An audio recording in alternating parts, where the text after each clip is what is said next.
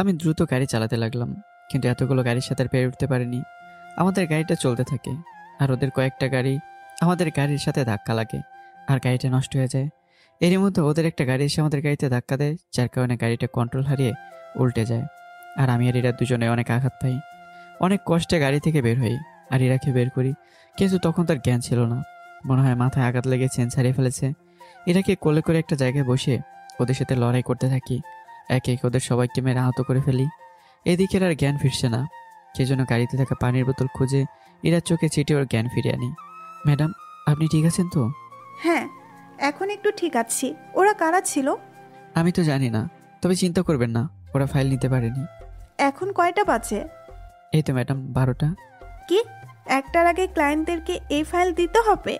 Madam, এখানে তো কোনো গাড়িও নেই, হেঁটে যেতে হবে। ও শিট। হ্যাঁ চলুন, বলে যেই না উঠতে যাবে, আহ আমার পাটা মনে হয় গেল। কিন্তু ম্যাডাম, যাবেন কিভাবে তাহলে? আপনার তো পায়ে অনেক ব্যথা মনে হচ্ছে। তুই আমার বডিগার্ড, তুই কিছু একটা ব্যবস্থা কর তাড়াতাড়ি, যেভাবেই হোক তাড়াতাড়ি আমাদের অফিসে যেতেই হবে। আমি আমি যাক, পেয়ে গেছি। ইরাকে কোলে তুলে নিলাম। তোর সাহস কি করে হয় আমাকে কোলে নেওয়ার? তাড়াতাড়ি আমাকে নামা বলছি, নামা আমাকে। তাহলে আপনি যাবেন কি করে? ও শিট, আমি হাঁটতে পারছি না। সেই জন্যই তো আপনাকে কোলে নিলাম। আমি ইরাকে কোলে করে এরা আব্বুর অফিসে নিয়ে আসি, আর ইরাকে ওর আব্বুর কেবিনে বসিয়ে ডাক্তারকে ফোন দেয়, আর ডক্টর এসে ইরাকে ট্রিটমেন্ট করাচ্ছে। ডক্টর, ভয়ের কোনো কারণ নেই তো? তেমন ভয়ের কোনো কিছু নেই, 2-3 দিনের মধ্যে ঠিক হয়ে যাবে। ধন্যবাদ ডক্টর, আপনি তাহলে এখন আসতে পারেন। ঠিক আছে, আর ওনার খেয়াল রাখবেন। ঠিক আছে ডক্টর। ডক্টর চলে গেল। ম্যাডাম, আপনি বসুন, আমি না হয় ফাইল নিয়ে ভেতরে যাচ্ছি। ঠিক আছে। আমি ফাইল নিয়ে বোর্ডরুমে ঢুকলাম। ঢুকেই, এই নিন স্যার বলে সামনে তাকাতেই তো আমি অবাক। আমার আব্বুর পেয়ে তানু আর আমার আব্বুর সাথে থাকা কয়েকজন লোকও এই বোর্ডে মিটিংয়ে আছে, যাদের সাথে শাহজাহান চৌধুরী মানে আমার আব্বু আমার সাথে ওনাদের পরিচয় করে দিয়েছিল। আমি দেরি না করে শফিকুল ইসলামকে ফাইল দিয়ে মুখে হাত দিয়ে জেনের রুম থেকে বেরোতে যাব, অমনি লোকগুলো ডাক দিল। স্যার, আপনি এখানে? স্যার শব্দটা শুনে আমি কিছুটা ঘাবড়ে যাই। স্যার কথা বলছেন না কেন? দেখুন, আপনাদের কথা ভুল হচ্ছে, আমি আপনাদের স্যার নই, আর না আমি আপনাদেরকে চিনি। কিন্তু আপনাকে দেখতে আমার স্যারের মতো। হয়তো আপনাদের কোথাও দেখার ভুল হচ্ছে। হ্যাঁ স্যার, ওই ছেলেটা তো আমার মেয়ের বডিগার্ড। কি বলছেন আপনি? হ্যাঁ, এই ছেলেটি আজ 2 মাস ধরে আমার এখানে বডিগার্ডের চাকরি করে। আসলে আমাদের স্যারের একটা ছেলে আছে, 2 মাস আগে আলাপ করিয়ে দিয়েছিল, সেজন্য হয়তো চিনতে কোথাও ভুল হচ্ছে। হতেও পারে। ইরার বাবা জিজ্ঞেস করলো ইরা কোথায়, ওকে তো দেখতে পাচ্ছে না। আসলে হয়েছে কি, আমার মেয়ের কিছু হয়নি তো? না তেমন কিছু না, আপনি মিটিংটা শেষ করুন, আমি আপনার কেবিনে অপেক্ষা করছি, ওখানে ম্যাডাম আছে। এদিকে আব্বুর অফিসের লোকগুলো দিকে তাকিয়ে দেখি ওনারা এখনও ভাবছে, সেজন্য আমি এখানে দাঁড়িয়ে না থেকে ইরার কাছে চলে যাই। ম্যাডাম, এখন কেমন লাগছে? অনেক ভালো লাগছে, কিন্তু সেরে উঠতে কিছুদিন সময় লাগবে। বারবার আপনার কাছে আমি ঋণী হয়ে যাচ্ছি। ওভাবে বলবেন না ম্যাডাম, এটা তো আমার দায়িত্ব। তারপরেও এভাবে কিছুক্ষণ কথা বলার পর শফিকুল ইসলাম ওনার কেবিনে ঢুকে পড়ে। এই তো স্যার চলে এসেছে। স্যার, আপনারা কথা বলুন, আমি বাইরে অপেক্ষা করছি। এই বলে রুম থেকে বেরিয়ে ওই লোকগুলোকে খুঁজতে লাগলাম। কিছুক্ষণ খোঁজার পর দেখি ওনারা অফিস থেকে বাইরে হতে যাবে, অমনি আমি পিছন থেকে ওনাদেরকে ডাক দিলাম, এক্সকিউজ মি। আচ্ছা, তোমাকে আমাদের এত চেনা চেনা লাগছে কেন? মনে হয় আগে কোথায় দেখেছি। হ্যাঁ, আপনারা ঠিকই বলেছেন, আমি আপনাদের বসের একমাত্র ছেলে। কিন্তু স্যার, আপনি এই কোম্পানির বডিগার্ডের চাকরি করেন কেন? এই নিয়ে তোমাদের ভাবতে হবে না, আর আজকের পর থেকে কারো সামনে আমাকে স্যার বলবে না, আর আমার পরিচয় কাউকে দেবে না। ওকে। আপনারা এবার আসতে পারেন। এখন হয়তো আপনারা ভাবছেন ওনাদের সাথে কেন কথা বললাম, এর কারণ হচ্ছে পরবর্তীতে যেন কোনো সমস্যা না হয়। ওনাদের বিদায় দিয়ে ইরার কাছে যেতে লাগলাম। কেবিনের কাছে গিয়ে শুনতে পাই ইরার ওর আব্বু কথা বলছে, তাই ভেতরে না ঢুকে দরজায় দাঁড়িয়ে ওদের কথা শুনছে। তোর এই অবস্থা হলো কি করে? আর বলো না আব্বু, ফাইল নিয়ে আসার সময় কতগুলো গাড়ি নিয়ে আমাদের স্ট্রেস করে। বডিগার্ডটা গাড়ির সাথে গাড়ি বাড়ি দিয়ে ওদের কয়েকটা গাড়ি নষ্ট করে, কিন্তু কোথায় থেকে ওদের একটা গাড়ি এসে পেছন থেকে আমাদের গাড়িকে ধাক্কা দেয়, আর আমাদের গাড়িটা বাড়ি খেয়ে ভেঙে যাওয়ার ফলে আমার এই অবস্থা। তারপর কি হলো? এরপর বডিগার্ড আমাকে গাড়ি থেকে বের করে ওদের সাথে লড়াই করে ওদের হারিয়ে আমার কাছে আসে, কিন্তু পায়ের ব্যথার কারণে আমি হাঁটতে পারছি না, সেজন্য বডিগার্ড আমাকে কুলে নিয়ে এখানে নিয়ে আসে। থাক, আর লজ্জা পেতে হবে না, সেটা সত্যি অনেক ভালো। হ্যাঁ আব্বু, অনেক ভালো। অন্য কেউ হলে হয়তো আমাকে রেখে পানের ভয়ে পালিয়ে যেত। ঠিক বলছিস, আসলে এই ছেলেটা সাহস আছে। দরজার ওপাশ থেকে আমি এগুলো শুনছি আর হাসছি, কিন্তু সেই হাসির শব্দ আর কেউ শুনতে পায়নি। দরজার ওপাশ থেকে আমি বললাম, স্যার আসবো? হ্যাঁ আসো। ম্যাডাম এখন ঠিক আছে তো? অনেকটা ঠিক আছে, তুমি ইরাকে বাসায় নিয়ে যাও, আমি আসছি। ঠিক আছে স্যার, চলুন ম্যাডাম। আমি তো এখনো হাঁটতে পারছি না। আসার সময় যেভাবে নিয়ে এসেছো এখন ওইভাবে নিয়ে যাও। মানে বলে ইরার দিকে তাকাতে কিছুটা লজ্জা পাই। আমি ইরাকে কোলে করে গাড়িতে বসিয়ে নিয়ে যাই। বাসায় পৌঁছে কোলে করে আবার রুমে নিয়ে যাই। যেই না বেডে শুয়ে দিতে যাব, অমনি বার সামলাতে না পেরে ইরার উপরে পড়ে যাই। আমি আর ইরা একজন আরেকজনের উপরে শুয়ে আছে। ইরা নিচে আর আমি তার উপরে। ইচ্ছে করছে ইরাকে একটু আদর করে দিতে, কিন্তু বডি ঘটাতে আর কিছু করলাম না। ইরার গায়ের উপর থেকে উঠলাম। সরি ম্যাডাম, আমি ভার সামলাতে না পেরে। তোর সাহস কি করে হয় আমার উপর পড়ার? আর তুই এটা ইচ্ছে করে করেছিলি? সরি ম্যাডাম, আর হবে না। এখনই আমার রুম থেকে বের হয়ে যান। আমি রুম থেকে বেরোয় যাওয়ার সময় শুনি ইরা মিটে মিটে হাসছে। যদিও আমি এই হাসির মানে এখনও জানি না। আমি নিচে নেমে সে কিছুক্ষণ অপেক্ষা করার পর শফিকুল ইসলাম চলে এসছে। ইরাকে ওর রুমে দিয়ে এসেছো তো? হ্যাঁ স্যার। আচ্ছা, তুমি তাহলে কয়েকদিন ছুটি নাও। কেন স্যার? এরা সুস্থ হতে তো অনেকদিন সময় লাগবে, ওই কয়েকদিন না হয় তুমি বাড়িতেই থেকো। এরা সুস্থ হলে আমি তোমাকে খবর দেবো। ধন্যবাদ স্যার, কিন্তু স্যার আমি কিন্তু মাঝে মাঝে এসে দেখে যাব। আচ্ছা ঠিক আছে। আমি বাসা থেকে বের হয়ে আমার আব্বুর অফিসে চলে গেলাম, কেননা ওখানে আমার 2-3 দিনের মতো কাজ পড়ে আছে। ওই কাজগুলো করতে হবে, নয়তো এই রাতের এই প্রজেক্টটা ঠিক মতো করা হবে না। আপনাদের একটা কথা বলতেই ভুলে গেছি, আমি ইচ্ছে করেই ইরার পায়ে ব্যথা দিয়েছি। নয়তো 2-3 দিন ছুটি না পেলে ওনাদের কাজগুলো কে করবে বলুন? তার জন্য সরি, গল্পের নায়িকাকে কষ্ট দেওয়ার জন্য। এবার চলুন বর্তমানে আসা যাক। আমি গাড়ি ড্রাইভ করে আমার আব্বুর অফিসে চলে যাই আর ইরাদের প্রজেক্ট নিয়ে কাজ করতে থাকি। কেননা আমার এখন কাজ হলো এই প্রজেক্টটা কিভাবে কাজ করলে ভালো মুনাফা হবে সেদিকে খেয়াল রাখা, আর ফাইলে সব কিছু লিখে দেওয়া। তাই আমি দিনরাত কাজ করে ফাইলটা রেডি করি। আর হ্যাঁ, এই কয়েকদিন ইরারও খোঁজখবর নিয়েছি। নয়তো বলবেন নায়িকার কোনো খোঁজখবরই নেয় না, কি নায়ক। আমি আমার সকল কাজ শেষ করে যেই না অফিস থেকে বের হব, অমনি তানু মানে বিয়ের সাথে দেখা। স্যার একটা কথা বলবো? কি কথা? আমার না 1 সপ্তাহ ছুটি লাগবে। কেন? আমার বান্ধবীর বিয়ে, সেখানে যাব। আমাকে না বল আব্বুকে গিয়ে বলো। স্যারকেও বলেছি। তো তোমাকে স্যার কি বললো? স্যার বলেছে আপনার থেকে ছুটি নিতে। ঠিক আছে, কিন্তু ছুটি কবে থেকে নেবে? 3 দিন পর নিব ছুটি, সেজন্য একটু আগেই বলে রেখেছি। ছুটি পেয়ে যাবে। আর আমি বাসায় গেলাম। অফিস থেকে আমি আমার বাসায় চলে যাই। বাসায় গিয়ে রেস্ট নেব, কেননা এই কয়েকদিন অনেক কাজ হয়েছে। আমি রাতে ঘুমিয়ে পড়েছি আর সকালে ঘুম ভাঙে ফোনের রিংটনে। হ্যাঁ, কে বলছেন? আমি। হ্যাঁ স্যার, বলুন। কাল থেকে তুমি আবার বাড়িতে চলে আসবে। ঠিক আছে স্যার। আমি ফোন রেখে ঘুমিয়ে পড়লাম আর ঘুম ভাঙলো আমার মায়ের ডাকে। কি রে, আর কত ঘুমাবি? মা, আর একটু ঘুমাতে দাও না। ফ্রেশ হয়ে আয়, লাঞ্চ করে নিবি। তুমি যাও তো আম্মু, আমি পরে খেয়ে নেব। ঠিক আছে। পরের দিন ইরাদের বাসায় গেলাম। গিয়ে দেখি ইরা একেবারে তৈরি হয়ে নিচে নেমে এলো। আজকে শাড়ি পরে আসলো, তবে যাই পরুক না কেন একদম পরীর মতো সুন্দরী লাগছে। হাঁ করে তাকানো শেষ হলে চলুন, যত সব। চলুন ম্যাডাম, কিন্তু আমরা কোথায় যাচ্ছি? কলেজে যাব। কিন্তু ম্যাডাম আপনি তো শাড়ি পরে কখনো কলেজে যান না। এই, তোকে এত কথা কে বলতে বলেছে? আমি পরে কলেজে যাব, তাকে তুই বলে দিবি? Sorry madam. আমি বের হয়ে গাড়ি থেকে বসলাম। একটু পর এরা এসে দরজা খুলে ভিতরে বসলো আর আমি গাড়ি ড্রাইভ করে কলেজে নিয়ে গেলাম। এরা কলেজের ভিতরে গেল আর ওর বান্ধবীদের সাথে কি যেন কথা বলে আবার চলে আসলো। সেখান থেকে মার্কেটে গেলাম। ম্যাডাম নিজের জন্য কিছু শপিং করলো আর আমাকেও কিনে দিল। ওইগুলো নিয়ে ইরার বাসায় গেলাম। ম্যাডাম, আমাকে শপিং করে দেওয়ার কারণ? আমরা কাল বাদের পরের দিন বিয়ে বাড়িতে যাব, তাই তোকেও কিছু কিনে দিলাম। কালকে তোর ছুটি, কিন্তু পরের দিন সকালেই সব কিছু গুছিয়ে চলে আসবি, কেননা আমরা ওখানে 1 সপ্তাহ থাকবো। ঠিক আছে ম্যাডাম। ওখান থেকে চলে আসলাম আমার বাড়িতে। আর আব্বু আমাকে বিয়ে বাড়ি যাওয়ার কথা বলে তারাও রাজি হয়ে যায়। আচ্ছা আব্বু আম্মু, আমি কাল সকালে বের হয়ে যাব। নিজের খেয়াল রাখবে, আর বৌমারও, ওর যেন কোনো ক্ষতি না হয়। ওকে আব্বু। রাতে সব কিছু গুছিয়ে নিলাম। সকালে ঘুম থেকে উঠেই আব্বু আম্মুর থেকে বিদায় নিয়ে রওনা দিলাম। ইরাদের বাড়িতে এসে দেখি অনেকগুলো মেয়ে। দেখে মনে হয় ওনার বান্ধবী। এখান থেকে কয়েকজনকে আমি চিনি। একটু পর ইরা উপরের থেকে নেমে এলো। আজকে শাড়ি পরলো না, জিন্স পরলো আর সাথে একটা কুর্তি। তোরা সবাই এসে গেছিস? সবাই একসাথে বলে উঠলো হ্যাঁ। তাহলে এবার যাওয়া যাক। চলুন ম্যাডাম। গাড়িতে উঠলাম। ইরা আমার সাথে এসে সামনে বসলো। আমি গাড়ি ড্রাইভ করে দীর্ঘ 2 ঘন্টা পর আমরা বিয়ের বাড়িতে এসে পৌঁছালাম। বুঝতেই পারছেন ঢাকা শহরের ব্যস্ত রাস্তাঘাটে কত জ্যাম থাকে। সবাই একে একে গাড়ি থেকে নেমে যাচ্ছে। সবার শেষে আমিও নামলাম। আর আমি নেমে তো পড়ে অবাক, কেননা আমি কাকে দেখছি? আর কেউই না, সে হচ্ছে তানু, মানে আমার পেয়ে। আমি মনে মনে ভাবছি ও এখানে কেন? ওই, দাঁড়িয়ে থেকে কি বিড়বিড় করছিস? কিছু না।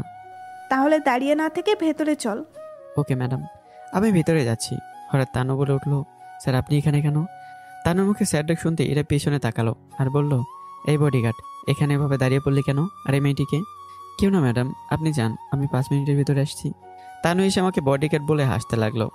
এই, তোমাকে হাসতে কে বলেছে? হ্যাঁ, আর এখানকার কেউ যেন আমার পরিচয় না জানতে পারে। কেন স্যার, জানলে কি কোনো সমস্যা হবে?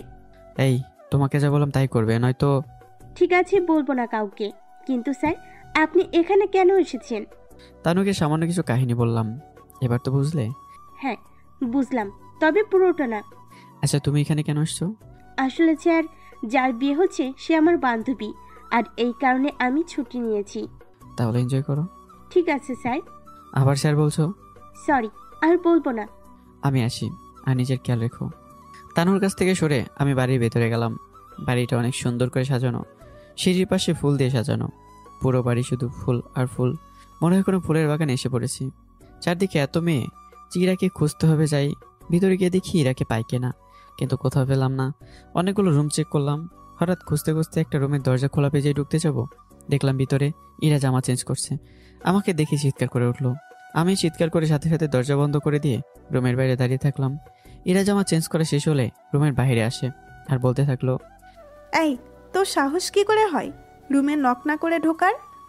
ম্যাডাম আমার কি দোষ? দরজা তো খোলাই ছিল, আর আপনাকে না দেখতে পেয়ে আমি খুঁজতে লাগলাম, আর এখন দেখি আপনি এই ঘরে। তার আগে বল, তুই কিছু দেখিসনি তো? যা দেখেছি। চুপ করে আছিস কেন? সত্যি ম্যাডাম, আমি কিছুই দেখিনি। ব্যাপারটা ধামাচাপা দেওয়ার জন্য আমি বলে উঠলাম, ম্যাডাম আমি কোথায় থাকবো? না দেখে থাকলেই ভালো, আর এখানে যে কোনো একটা রুমে গিয়ে থাক, বলে রুমে ঢুকে দরজা বন্ধ করে দিল। আমি অনেক খোঁজাখুঁজি করার পরও কোনো রুম খালি পেলাম না। সেজন্য মন খারাপ করে ছাদে বসে আছি। ঠিক তখনই তানুর আগমন। কেমন আছেন? আর ভালো। এখানে এভাবে বসে আছেন কেন? কি করব, এখানে কোনো রুমই খালি পাচ্ছি না। কোথায় থাকবো সেটাই বুঝতে পারছি না। আমি কি হেল্প করব? তাহলে তো ভালোই হয়। তাহলে আমার সাথে চলুন। কোথায়? আমার বান্ধবীর একটা ছোট ভাই আছে, আপনি না হয় ওর রুমে থাকবেন। যদিও আপনার কষ্ট হবে, কেননা আপনি তো আর এত ছোট রুমে কখনো থাকেননি। কি আর করবো, চলো। তানু আমাকে একটা রুমে নিয়ে এলো। রুমটা ছোট, কিন্তু মানিয়ে তো নিতেই হবে। কি ভাবছেন? কিছু না। আমি ওর ছোট ভাইকে বলে দিব, তাহলে আর কোনো সমস্যা হবে না। ধন্যবাদ। ধন্যবাদ দিয়ে ছোট করবেন না, আপনাদের দয়াই তো বেঁচে আছি। এগুলো কোন ধরনের কথা? হ্যাঁ স্যার, আমার অপারেশনের জন্য 7 লক্ষ টাকা প্রয়োজন ছিল, আর অন্যদিকে ভাইয়ের লেখাপড়া। আমি যখন আপনার আব্বুকে বলি, উনি তখন হসপিটালে মাকে ভর্তি করানোর কথা বলেছিলেন, আর মায়ের সম্পূর্ণ খরচ আপনার আব্বু বহন করেছিল। কিন্তু ওনাকে যখন মাইনে থেকে কেটে নিতে বলেছি, তখন উনি না করে দিলেন। সত্যি, ওনার মতো মানুষ হয় না। আরে কান্না থামাও, কে দেখলে কি ভাববে? চলুন, আপনাকে কোনের সাথে পরিচয় করিয়ে দিব। হ্যাঁ চলো। তানু আমাকে নিয়ে কোন রুমে গেল। ওখানে ইরা আর ওর বান্ধবীরা ছিল। এই, তুই এখানে কেন? তানু বলতে গেলে হাতের ইশারে বললাম, আর আসল পরিচয় যেন না বলে। ইরা তুই চুপ কর। কি রে তানু, কিছু বলবি? তিথি, তোর সাথে এখন একজনই পরিচয় করিয়ে দিই। এই তিথি, ওই ছেলেটার সাথে কি পরিচিত হবি? আরে চুপ কর তো তুই। তানু তুই বল। ও হচ্ছে আমার বন্ধু আকাশ। আর আর কি? আর আমার বডিগার্ড। তিথি, ওই মেয়েটাকে রে? তোর সাথে আলাপ করে দিই, ও হচ্ছে আমার বেস্ট ফ্রেন্ড তানু, আর চৌধুরী গ্রুপ অফ কোম্পানির চৌধুরী সাহেবের পিএ। ও পিএ? এই যে ম্যাডাম, পিএ বলে অবহেলা করবেন না। বাহ, একজন পিএ আর তার বন্ধু বডিগার্ড বলে? ইরা আর ওর বান্ধবীরা আসতে লাগলো। কি বলছিস এইগুলো? ও আমার বান্ধবী। তাতে কি? তুই কি করে যে এদের মতো ছোট লোকদের সাথে বন্ধুত্ব করিস আল্লাহ জানে। আপনি হয়তো ভুলে গেছেন, ইরা ইসলাম। আমি চাইলে আপনার প্রজেক্টটা আটকাতে পারি। ও তাই? পারলে করে দেখা। তানু ফোন বের করেই, আমি জানি তানু এখন আব্বুকে ফোন করে সব বলে দেবে। তানু, কাউকে কিছু বলার দরকার নেই। তাই বলে ওনাদের অপমান তো সহ্য করা যায় না। তোকে আর দরদ দেখাতে হবে না। দেখ ইরা, তুই তোর বডিগার্ডকে যা খুশি বল, কিন্তু আমার বান্ধবীকে কোনো কিছু বলবি না। এটা আমার শেষ কথা। আমি তোর মামাতো বোন, আর ওর তোর বান্ধবী। আমার থেকে ওই মেয়েটা তোর কাছে বেশি ইম্পর্ট্যান্ট? দেখ ইরা, তানু আমার বান্ধবী, আর আমার সামনে কেউ ওকে অপমান করবে আমি তা মেনে নেব না, বলে দিলাম। ঠিক আছে। ওই তুই দাঁড়িয়ে আছিস কেন? যা, রুম থেকে বাইরে হ। দেখতে পাচ্ছিস না এখানে সব মেয়ে? আমি তানুকে নিয়ে রুম থেকে বের হয়ে আসলাম, কিন্তু তানু রুম থেকে বের হয়ে কান্না করে দিল। আরে তানু, কাঁদছো কেন? ওরা আমাকে অপমান করলো, তাতে আমি কিছু মনে করিনি, কিন্তু আপনাকে। দেখো, তুমি আমার বোনের মতো, কান্না থামাও। আপনি কেন ওই মেয়েটার বডিগার্ড হতে গেলেন? এবার সব ঘটনা খুলে বললাম। এবার তো বুঝলে কেন আমি বডিগার্ডে চাকরিটা করছি। হ্যাঁ, কিন্তু উনি আপনার সাথে এমন ব্যবহার কেন করে? আচ্ছা, ওর কথা বাদ দাও। তানু, তোমার ড্রেসের এই অবস্থা কেন? নতুন কোন ড্রেস আনোনি? আসলে স্যার। বুঝেছি, চলো। কোথায়? গেলেই বুঝতে পারবে। তুমি কি তিতির কাছ থেকে ওর গাড়ির চাবিটা নিয়ে এসো। ইরার গাড়িতে তোমাকে উঠালে অন্য কাহিনী বাঁধিয়ে ফেলবে। ঠিক আছে, আমি চাবি নিয়ে আসছি। তানুকে তিথিকে গাড়ির চাবি দিতে বলে। এরা মানা করলেও তিথি তানুকে চাবি দিয়ে দেয়। তানু চাবি নিয়ে ওখান থেকে আসে আর আমাকে চাবি দেয়। আমি তানুকে নিয়ে একটা শপিং মলে যাই। আমরা এখানে কেন এসেছি? চুপ করে দাঁড়িয়ে থাকো। আমি তানুকে নিয়ে লেডিস দোকানে ঢুকলাম আর বললাম, তানু, তোমার যা যা পছন্দ হয় এখান থেকে নিয়ে নাও। কিন্তু। কোনো কিন্তু নাই, যা বলি সে তাই করো। তানু নর্মাল দেখে কিছু কিনতে গেলে আমি তানুকে থামিয়ে দিয়ে আমি নিজে ভালো মানের কয়েকটা ড্রেস পছন্দ করে তানুকে কিনে দিই আর পরার জন্য বলি, স্যার, এতগুলো ড্রেস দিয়ে কি করব? আর এগুলো তো অনেক দামও হবে। শুধু শুধু এতগুলো টাকা নষ্ট করার কি দরকার? যা বলি সে তাই করবে। আর এখন থেকে প্রতিদিন একটা করে ড্রেস এখান থেকে পরবে। তাই বলে এতগুলো টাকা খরচ করবেন? ধরে নাও, একজন ভাই তার বোনকে উপহার দিচ্ছে। তানু খুশি হয়ে আমাকে জড়িয়ে ধরে। অনেক রাত হয়েছে, তাড়াতাড়ি তো বাড়িতে ফিরতে হবে। তুই এগুলো নিয়ে কাউন্টারে আয়। আমি ক্যাশ কাউন্টারে গিয়ে বললাম, বিল কত হয়েছে? বলল 3 লক্ষ টাকা। তানু টাকার কথা শুনে মাথায় হাত দেয় আর বলে, এতগুলো জামাই নেবে না, দাম নিয়ে তোকে ভাবতে হবে না। এই বলে আমি আমার ক্রেডিট কার্ড দিয়ে টাকা পেমেন্ট করে দিই আর তানুকে নিয়ে শপিং মল থেকে বের হয়ে আসি। গাড়ি চালিয়ে আবার বাড়িতে ফিরে আসি। নাও, চাবিটা তিথিকে দিয়ে দাও। ঠিক আছে। তানু গাড়ির চাবি নিয়ে তিথিকে দিতে যাবে আর দেখে এরা এখনো বসে আছে আর গল্প করছে। কিছু বলবি? আর কোথায় গিয়েছিলি? এই নে ধর চাবি। শপিং মলে গিয়েছিলাম কিছু ড্রেস কিনতে। ও তাই? তা কি কি কিনলে? মনে হয় ফুটপাত থেকে কিনে আনলে। তোমরা জেনে কি করবে? দেখি না। বলে তানুর হাত থেকে প্যাকেট নিয়ে দেখতে থাকে। বাহ, প্রতিদিন পরার জন্য আলাদা আলাদা ড্রেস, সুন্দর তো। এগুলো কি ফুটপাত থেকে কিনে আনছো নাকি? এটাই বলে উঠল ইরা। তাকে দেখে ড্রেস বের করার সময় ব্যাগ থেকে একটা কাগজ পড়ে গেল। তিথি কাগজটা হাতে নিয়ে হা হয়ে তাকিয়ে রইল। আর কাগজটা ছিল ক্রেডিট কার্ডের বিলের রিসিপ্ট। যদিও তিথি ভালো করে জানে তানু কখন এত টাকা শপিং করবে না। কই দেখি দেখি কত টাকা? বলে কাগজটা হাতে নিয়ে হা হয়ে তাকিয়ে রইল। ইরার বান্ধবীও কাগজটা দেখে হা হয়ে তাকিয়ে থাকলো। 3 লক্ষ টাকা শপিং, এত টাকা কোথায় পেলো? আপনার না জানলেও চলবে। তুই জানিস আমার অ্যাকাউন্টে কত টাকা আছে? আমার জানার দরকার নেই। কিন্তু তিথি এখনো ভেবেই চলেছে। তানু, তুই এত টাকা শপিং করলি? কিরে, কি দেখছিস? তানু, এতগুলো টাকা কই পেলি? থাক, অনেক রাত হয়েছে, সকালে জিজ্ঞেস করতে পারবো। পরের দিন সকালে তিথি তানুর রুমে এসে হাজির। কিরে, তুই এত সকালে? তোর কাছ থেকে একটা প্রশ্নের উত্তর জানতে এলাম। কি প্রশ্ন? আকাশকে আর অতগুলো টাকা তুই কোথায় পেলি? আগে বল, এসব কথা তুই কাউকে বলবি না। ঠিক আছে, বলবো না। তানু বিছানা থেকে উঠে দরজা আটকায় আর তিথি বিছানায় বসে বলতে থাকে, আকাশ কোনো বডিগার্ড না। আকাশ হচ্ছে চৌধুরী গ্রুপ অফ কোম্পানির মালিক। আকাশ যখন দেশে আসে তখন ইরা আর ওর আব্বুর উপর কারা যেন হামলা করেছিল। আকাশ স্যার ওনাদেরকে বাঁচায়। এখানে ইরাকে দেখে আকাশ স্যার ওনাকে ভালোবেসে ফেলে। পরে যখন ইরার আব্বু ওনাকে বডিগার্ডের চাকরির অফার করে তখন আকাশ স্যার ইরাকে সবসময় দেখতে পারবে, তাকে সব বিপদ থেকে রক্ষা করতে পারবে, সেজন্য আকাশ স্যার রাজি হয়ে যায়। এই কথাগুলো তানু এক নাগারে বলতে থাকে। তার মানে আকাশ কোনো বডিগার্ড নয়, বরং চৌধুরী বাড়ির ছেলে।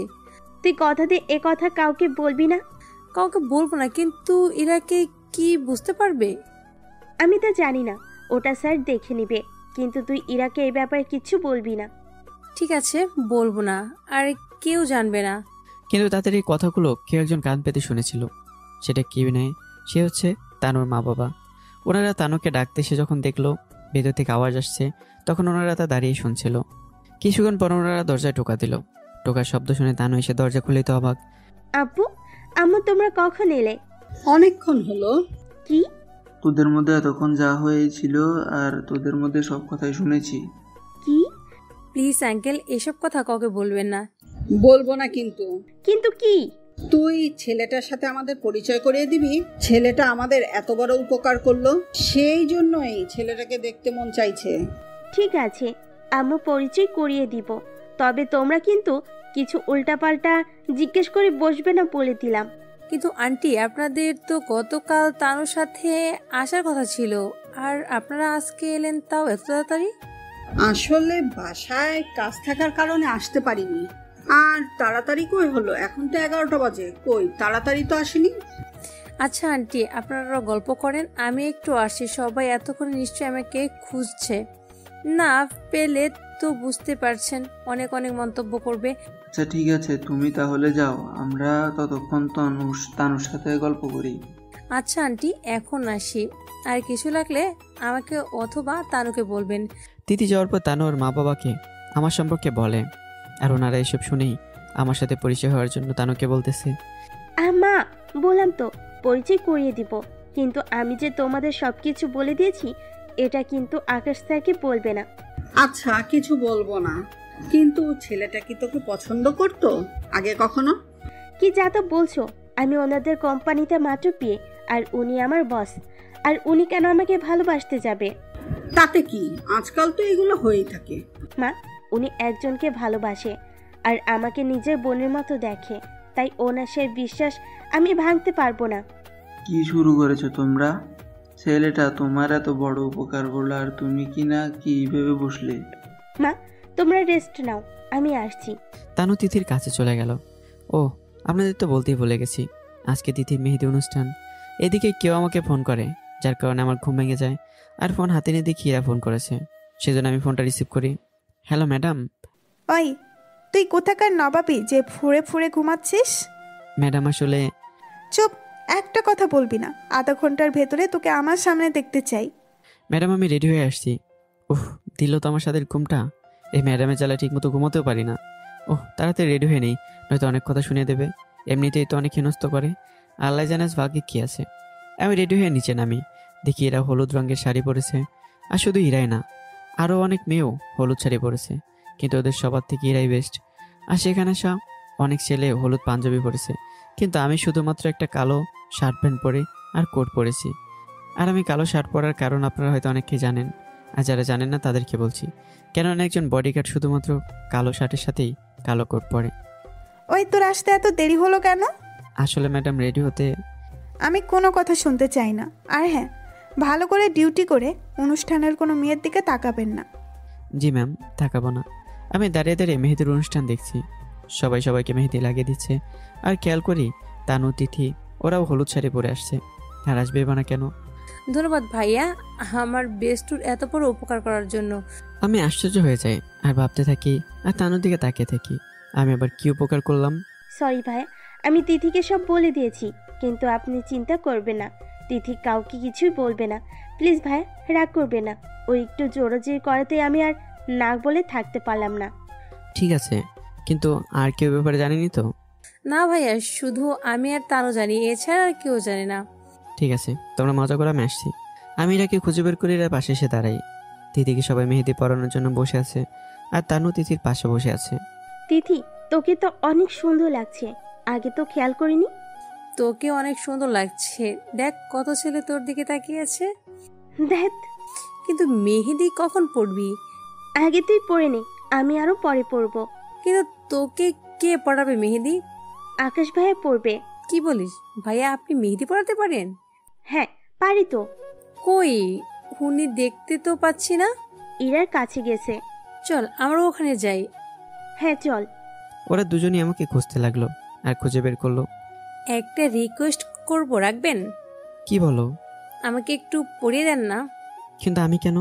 প্লিজ ভাইয়া, দেন একটু পড়িয়ে। কিন্তু আমি তো ভালো পারি না মেহেদি পড়াতে, যদি উল্টাপাল্টা হয়ে যায়, মানে ধরো খারাপ হয়ে যায়। যাই পারেন, সবার প্রথম আপনি আমাকে মেহেদি পড়াবেন, আর উল্টো পাল্টা হলেও কোনো সমস্যা নেই। কিন্তু আমি কি পারবো? প্লিজ ভাইয়া, না করবেন না। তখন ইরা বলে উঠল, ওই তিথি, তুই কি পাগল হয়ে গেলি? তুই কিনা ওর কাছ থেকে প্রথম মেহেদি নিবি। যদি সব নষ্ট করে দেয় তখন কি করবি? তাতে কি হয়েছে? নষ্ট হলে আমার হাত হবে। তোর যা ইচ্ছে কর, আমি গেলাম। ইরা মুখ ভার করে রুমের দিকে চলে গেল। আমি মনে মনে ভাবছি, যেখানেই যাক আমার কি। আমি তিতির হাত ধরে মেহেদি পরিয়ে দিই। মেহেদির ডিজাইন এতটাই সুন্দর হয়েছে যে তিতির রাতের মেহেদির ডিজাইন দেখে ওখানে থাকা সব মেয়েরাই আমার কাছে আসে আর বলে আমি যেন তাদের মেহেদি পরিয়ে দিই। আমি কি করব কিছুই ভেবে পাচ্ছি না। তাই এক এক করে সবাইকে মেহেদি পরিয়ে দিই। সবার শেষে তানু আসে। ভাইয়া, আমার কথা তো ভুলে গেলেন। দেখতেই তো পাচ্ছ বোন, এরা সবাই কিভাবে আমাকে ঘিরে রেখেছে। যা হয়েছে সব তোমাদের দোষের কারণে হয়েছে। হয়েছে, এবার আপনার বোনকে পরিয়ে দেন। তানু হাত বাড়িয়ে দিল। আমি তানুর হাতে মেহেদি পরাতে লাগলাম। এদিকে এরা বারান্দা থেকে সবকিছু তাকিয়ে দেখছে আর আগে ফেটে যাচ্ছে। মেহেদি পরানো শেষ। এবার আমি উঠি। আর ইরা ম্যাডামও রাগ করে চলে গেছে। ওনাকে তো খুঁজতে হবে, জানোই তো ওনার অনেক শত্রু। ঠিক আছে ভাইয়া, আমি জানি। আচ্ছা, খুঁজে দেখেন কোথায় আছে। কোত্থেকে তিথি এসে বলে উঠলো, ভাইয়া, আপনি যাকে বিয়ে করবেন সে সত্যি অনেক ভাগ্যবতী হবে। কি যে বলো না তোমরা। থাক ভাইয়া, আর লজ্জা পেতে হবে না। তিথির কথায় আমিও লজ্জা পেয়ে যাই। হঠাৎ পিছন থেকে কে বলে উঠলো। পিছনে তাকিয়ে দেখি একজন মহিলা আর একজন লোক দাঁড়িয়ে আছে। আব্বু আম্মু, তোমরা এখানে? ওনারা তোমার বাবা মা? আগে তো পরিচয় করে দাওনি। তোমাদের সঙ্গে তো ওনাদের দেখাই হয়নি যে পরিচয় করে দেব। আসসালামু আলাইকুম আঙ্কেল আন্টি। ওয়ালাইকুম আসসালাম, কিন্তু তোমাকে তো চিনলাম না। কে তুমি? আগে তো কখনো দেখিনি। আসলে আঙ্কেল, আগে তো আমাদের কখনো পরিচয় হয়নি। হ্যাঁ তাই তো। আর তো তানু, তুই তো ওনার কথা আমাকে বলিসনি। তোমার ওনার কথা তো কখন বললাম। ঠিক মতো পরিচয় করিয়ে তো তুই বিয়ে। কে উনি? উনি হচ্ছে আকাশ স্যার। কি? উনি আকাশ? বাবা, তোমাকে কি বলে যে ধন্যবাদ দিব। তুমি না থাকলে যে কি হতো। কি যে বলেন আঙ্কেল, এটা তো আমার কর্তব্য। আর তানুকে আমি নিজের বোনের মতোই দেখি। তবুও তুমি যা করলে আমার আপন ছেলে হলেও করতে পারতো না? আচ্ছা আব্বু আম্মু, তোমাদের তো পরিচয় হলো, এবার আসো। তানুর আব্বু আম্মুনারা চলে গেছে। তোমার মা বাবাকে বলার কি দরকার ছিল? আসলে তিথিকে বলার সময় বাবা মা সব কথা শুনে ফেলেছিল। তার কেউ শোনেনি তো, নাকি আরো লোকজন জানে? তোমাদের কি একটা কথা পেটে থাকে না? ভাইয়া, এখানে তানুর কোনো দোষ নেই। আমি তখন তানুকে জোর করতে ও আমাকে বলেছে, কিন্তু ওর বাবা মা যে ওখানে চলে আসবে তা আমি জানতাম না। ঠিক আছে, তবে আর কেউ যেন না জানতে পারে, নইলে আমার অনেক ক্ষতি হয়ে যেতে পারে। ঠিক আছে ভাইয়া, আর কেউ জানবে না। এভাবে কিছুক্ষণ কথা বলার পর তিথির বাবা মা এসে হাজির। কি রে, তোর হলো? আর কতক্ষণ লাগবে? হ্যাঁ বাবা, হয়েছে, কিন্তু শোকাতে একটু সময় লাগবে, সেজন্য বসে আছি। কিন্তু সবই তো বুঝলাম, কিন্তু তোমাদের দুজনের মধ্যে এই ছেলেটি কি করে? ওনাকে আমি বসতে বলেছি। আগে বল, কে এই ছেলেটি? ঠিক আছে আব্বু, ওনার সাথে আমি তোমাদের পরিচয় করে দিচ্ছি। এদিকে আমি আর তানু তিথিকে হাতের ইশারায় মানা করে দেই, যাতে আমার আসল পরিচয় না দেয়। কি রে, বলবি তো কে এই ছেলে?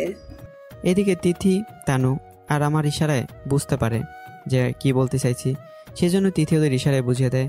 তাহলে পরিচয় করিয়ে দেই, উনিই হচ্ছে আকাশ, ইরার বডিগার্ড আর আমার বড় ভাইয়ের মতো। তোর মাথা ঠিক আছে? একটা বডিগার্ডকে নিজের ভাইয়ের পরিচয় দিচ্ছ? আমি এত কথা জানি না, আমি ওনাকে ভাই বলেই ডাকবো। ঠিক আছে, ডাকো। তোর মেহেদি শুকানো শেষ হলো, এবার খেতে আয়। আর হ্যাঁ আকাশ, তুমিও আসো। ঠিক আছে আন্টি। ওনারা চলে গেল। আমি তিথি আর তানু বসে বসে গল্প করতে লাগলাম। এরই মধ্যেই তিথি তানুকে বলে উঠলো, তানু, এখানে তোর কি কাউকে পছন্দ হয়? কি যা তা বলছি সেগুলো। যা তা বলছি না, পছন্দ হতে বলতে পারিস। আরে থাক না, যখন নেই তখন আর বলে লাভ কি। ঠিক আছে ভাইয়া। এভাবে কথাবার্তা চলছিল। এরই মধ্যে আমার ফোন বেজে উঠলো। আমি ফোনটা হাতে নিয়ে দেখি আমার বাবা ফোন করেছে। আসসালামু আলাইকুম, কেমন আছো আব্বু? ওয়ালাইকুম সালাম, ভালো আছি। তুমি কেমন আছো? এই তো আব্বু, ভালো। তোমাকে একটা কথা বলার দরকার ছিল, সেজন্য ফোন করলাম। কি দরকার? কালকে একটু অফিসে আসতে পারবে? কেন আব্বু? কালকে একটা বোর্ড মিটিং আছে, আর সেখানে তোমাকে থাকতে হবে। তবে বেশি সময় না, 1 ঘন্টা সময় দিলেই হবে। ঠিক আছে আব্বু, আমি কাল সময় মতো চলে আসবো। আর হ্যাঁ, তোমার পিয়ে তানুকে আসতে হবে, আমি ওকে ফোন করে বলে দিব। না থাক আব্বু, তানুকে ফোন করতে হবে না। মেয়েটা বিয়েতে আনন্দ করতে গেছে, আনন্দ করুক। আচ্ছা ঠিক আছে, সময় করে চলে আসবে। বলে আব্বু ফোন রেখে দিল। এদিকে তানু বলে উঠল, বড় স্যার ফোন করেছিল, কাল অফিসে কি যেন কাজ আছে, ওখানেই সকালে যেতে বলে। আমার কথা কিছু বলেনি? বলেছে তোমাকে আসতে, কিন্তু আমি মানা করে দিয়েছি। কিন্তু কোনো কিন্তু নাই, তুমি এখানে এসেছো আনন্দ করতে, তাই আমি যাই। আর এর মধ্যে তোমাকে আর অফিসের কোনো কাজের মধ্যে ফেলতে চাই না। স্যার কখন যাবেন? কাল সকালে। বলতে না বলতেই কেউ একজন পিছন থেকে বলে উঠলো, কাল সকালে কে কোথায় যাচ্ছে? তাই আমরা পিছন ফিরে তাকা দিয়ে দেখি ইরা কথাটা বলতে বলতে আসতে লাগলো। ম্যাডাম আপনি এখানে? কেন, আমার কি এখানে আসতে মানা আছে? ঠিক তা নয়। তাহলে? কাল সকালে আমাকে 2 ঘন্টার জন্য ছুটি নিতে হবে। কেন, কোন রাজকার্য করতে যাবেন শুনি?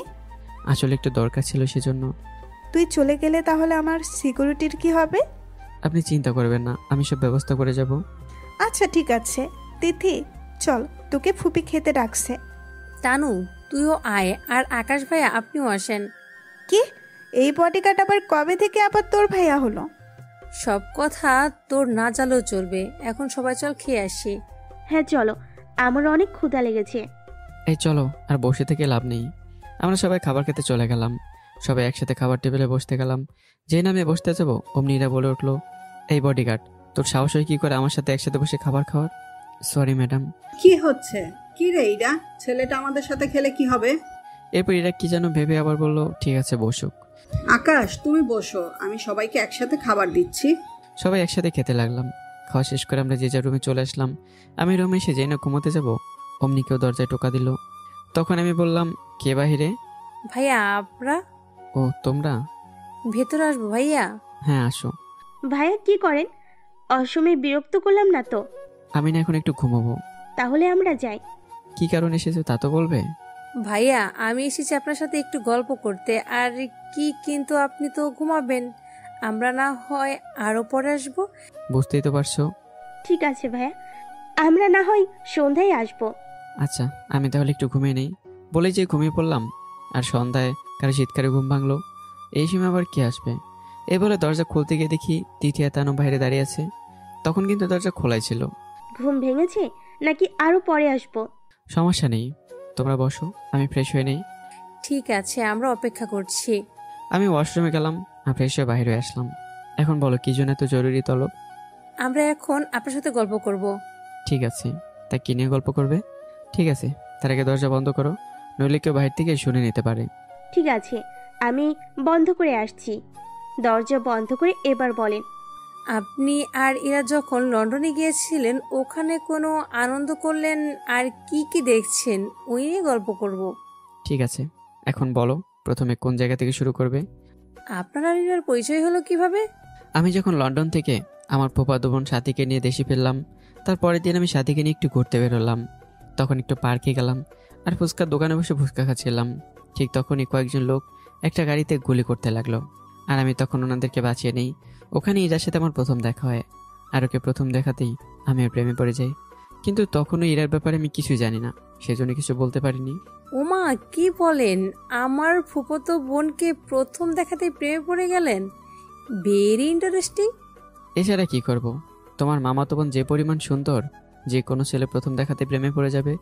কিন্তু এখন যে জেদি, আল্লাহ জানে কবে মনের কথাটা বলতে পারবো। এরপর কি হলো? শফিকুল ইসলাম আমাকে একটা কার্ড দেয় আর ইরার বডি গার্ড হওয়ার জন্য বলে। তখন আপনি কি বললেন?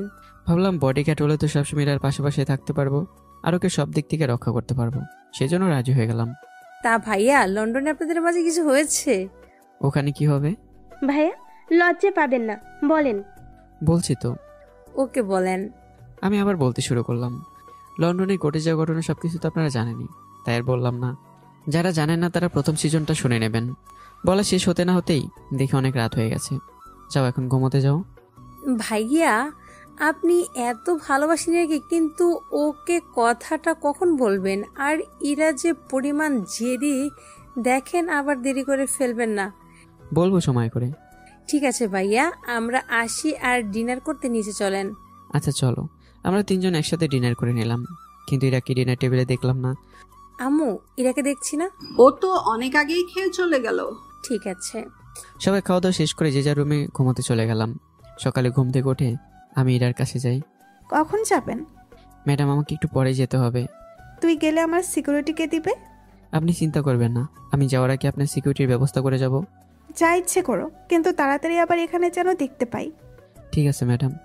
আমি আমার ফোন বের করে কাউকে ফোন করে এখানে আসার জন্য বললাম। 15 মিনিট পর এখানে 2টা গাড়ি আসে আর 10 জন সিকিউরিটি গার্ড আসে। তোমরা এসে গেছো? জি স্যার। পরিচয় করে দিই। তোমাকে এনার প্রোটেকশনের ব্যবস্থা করতে হবে, ওনার যেন কোনো সমস্যা না হয়। আর হ্যাঁ, শুধু উনি না, সবার দিকে নজর দিবে। মনে রাখবে, ওদের তোমাদের পরিবারের একজন মনে করবে। আপনি চিন্তা করবেন না, আমার নিজের প্রাণ দিয়ে হলেও ওনাদের রক্ষা করব। এরা কারা? ম্যাডাম, আমি যতক্ষণ থাকবো না ততক্ষণ এরা আপনার বডিগার্ডের দায়িত্ব নেবে। তাই বলে এতজন? চিন্তা করবেন না, ওরা সব দিকেই খেয়াল রাখবে। এখন তাহলে আমি আসি। আর তোমরা প্রতি 10 মিনিট পর পর আমাকে ফোন দেবে, আর এখানে কি হচ্ছে না হচ্ছে সব জানাবে। ঠিক আছে, আপনারা সব দিকে নজর রাখবেন। তানু, তিথি কোনো সমস্যা হলে ওদেরকে বলবে। তাহলে এখন আমি আসি। বলে আমি গাড়ি নিয়ে আমাদের অফিসে চলে আসলাম।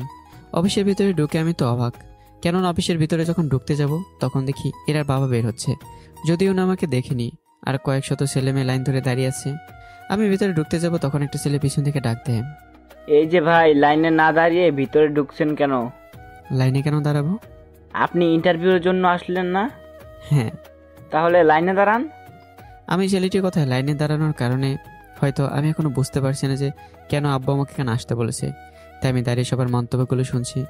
চলুন তাহলে ওদের মন্তব্যগুলো জেনে নেই। আরে ভাই, এই কোম্পানিতে চাকরি হবে বলে মনে হয় না। কেন ভাই? দেখতে তো পারছেন, আজকাল টাকা ছাড়া কি চাকরি মিলে? তাও ঠিক বলেছেন, আজকাল মেধা দিয়ে চাকরি হয় না। সব কোম্পানিগুলো এক না। তারপরও এক হতে কতক্ষণ? ঠিক বলছেন ভাই, হয়তো ভিতরে নিয়ে বলবে, পরে জানাবে। হ্যাঁ ভাই, পরে জানানোর কথা বলে নিজেদের লোকদেরই চাকরিতে রাখবে। হ্যাঁ ভাই, এইসব ইন্টারভিউ তো শুধু নাম করার জন্য। আপনারা একটু চুপ করবেন? ওদের সবার কথায় আমি সামনে তাকাই। সবার উদ্দেশ্যে বলে উঠল, যখন আপনারা সবাই জানেন যে কোম্পানিতে ঘুষ আর নিজের লোক ছাড়া কোম্পানিগুলোতে এমপ্লয়ি নিবে না, তাহলে আপনারা কেন আসছেন ইন্টারভিউ দিতে? সবসময় এটা ভাববেন, আমি যদি এই কোম্পানিতে চাকরি পাই তাহলে আমি এই কোম্পানির জন্য কি করতে পারবো, সবসময় এটা ভাববেন। কিন্তু এনারা ইন্টারভিউ কখন নিবে সেই কখন থেকে দাঁড়িয়ে আছি। মেয়েটা কথা শেষ না হতেই আমি লাইন থেকে বের হয়ে মেয়েটাকে দেখি। আমি ভাবি মেয়েটা তো ঠিকই বলেছে, যদি আমার কোম্পানিতে ট্যালেন্ট লোক নেওয়া হয়। তাই আমি লাইন থেকে বের হয়ে ম্যানেজিং ডিরেক্টরের রুমে ফোন করে আর আজকে ইন্টারভিউ নিতে আসা সকল লোককে একটা রুমে যেতে বললাম। ওখানে একসাথে সবার ইন্টারভিউ নেওয়া হবে, সেজন্য সবাই একটা রুমে চলে যায় আর সবাইকে ওখানে বসে পড়ে।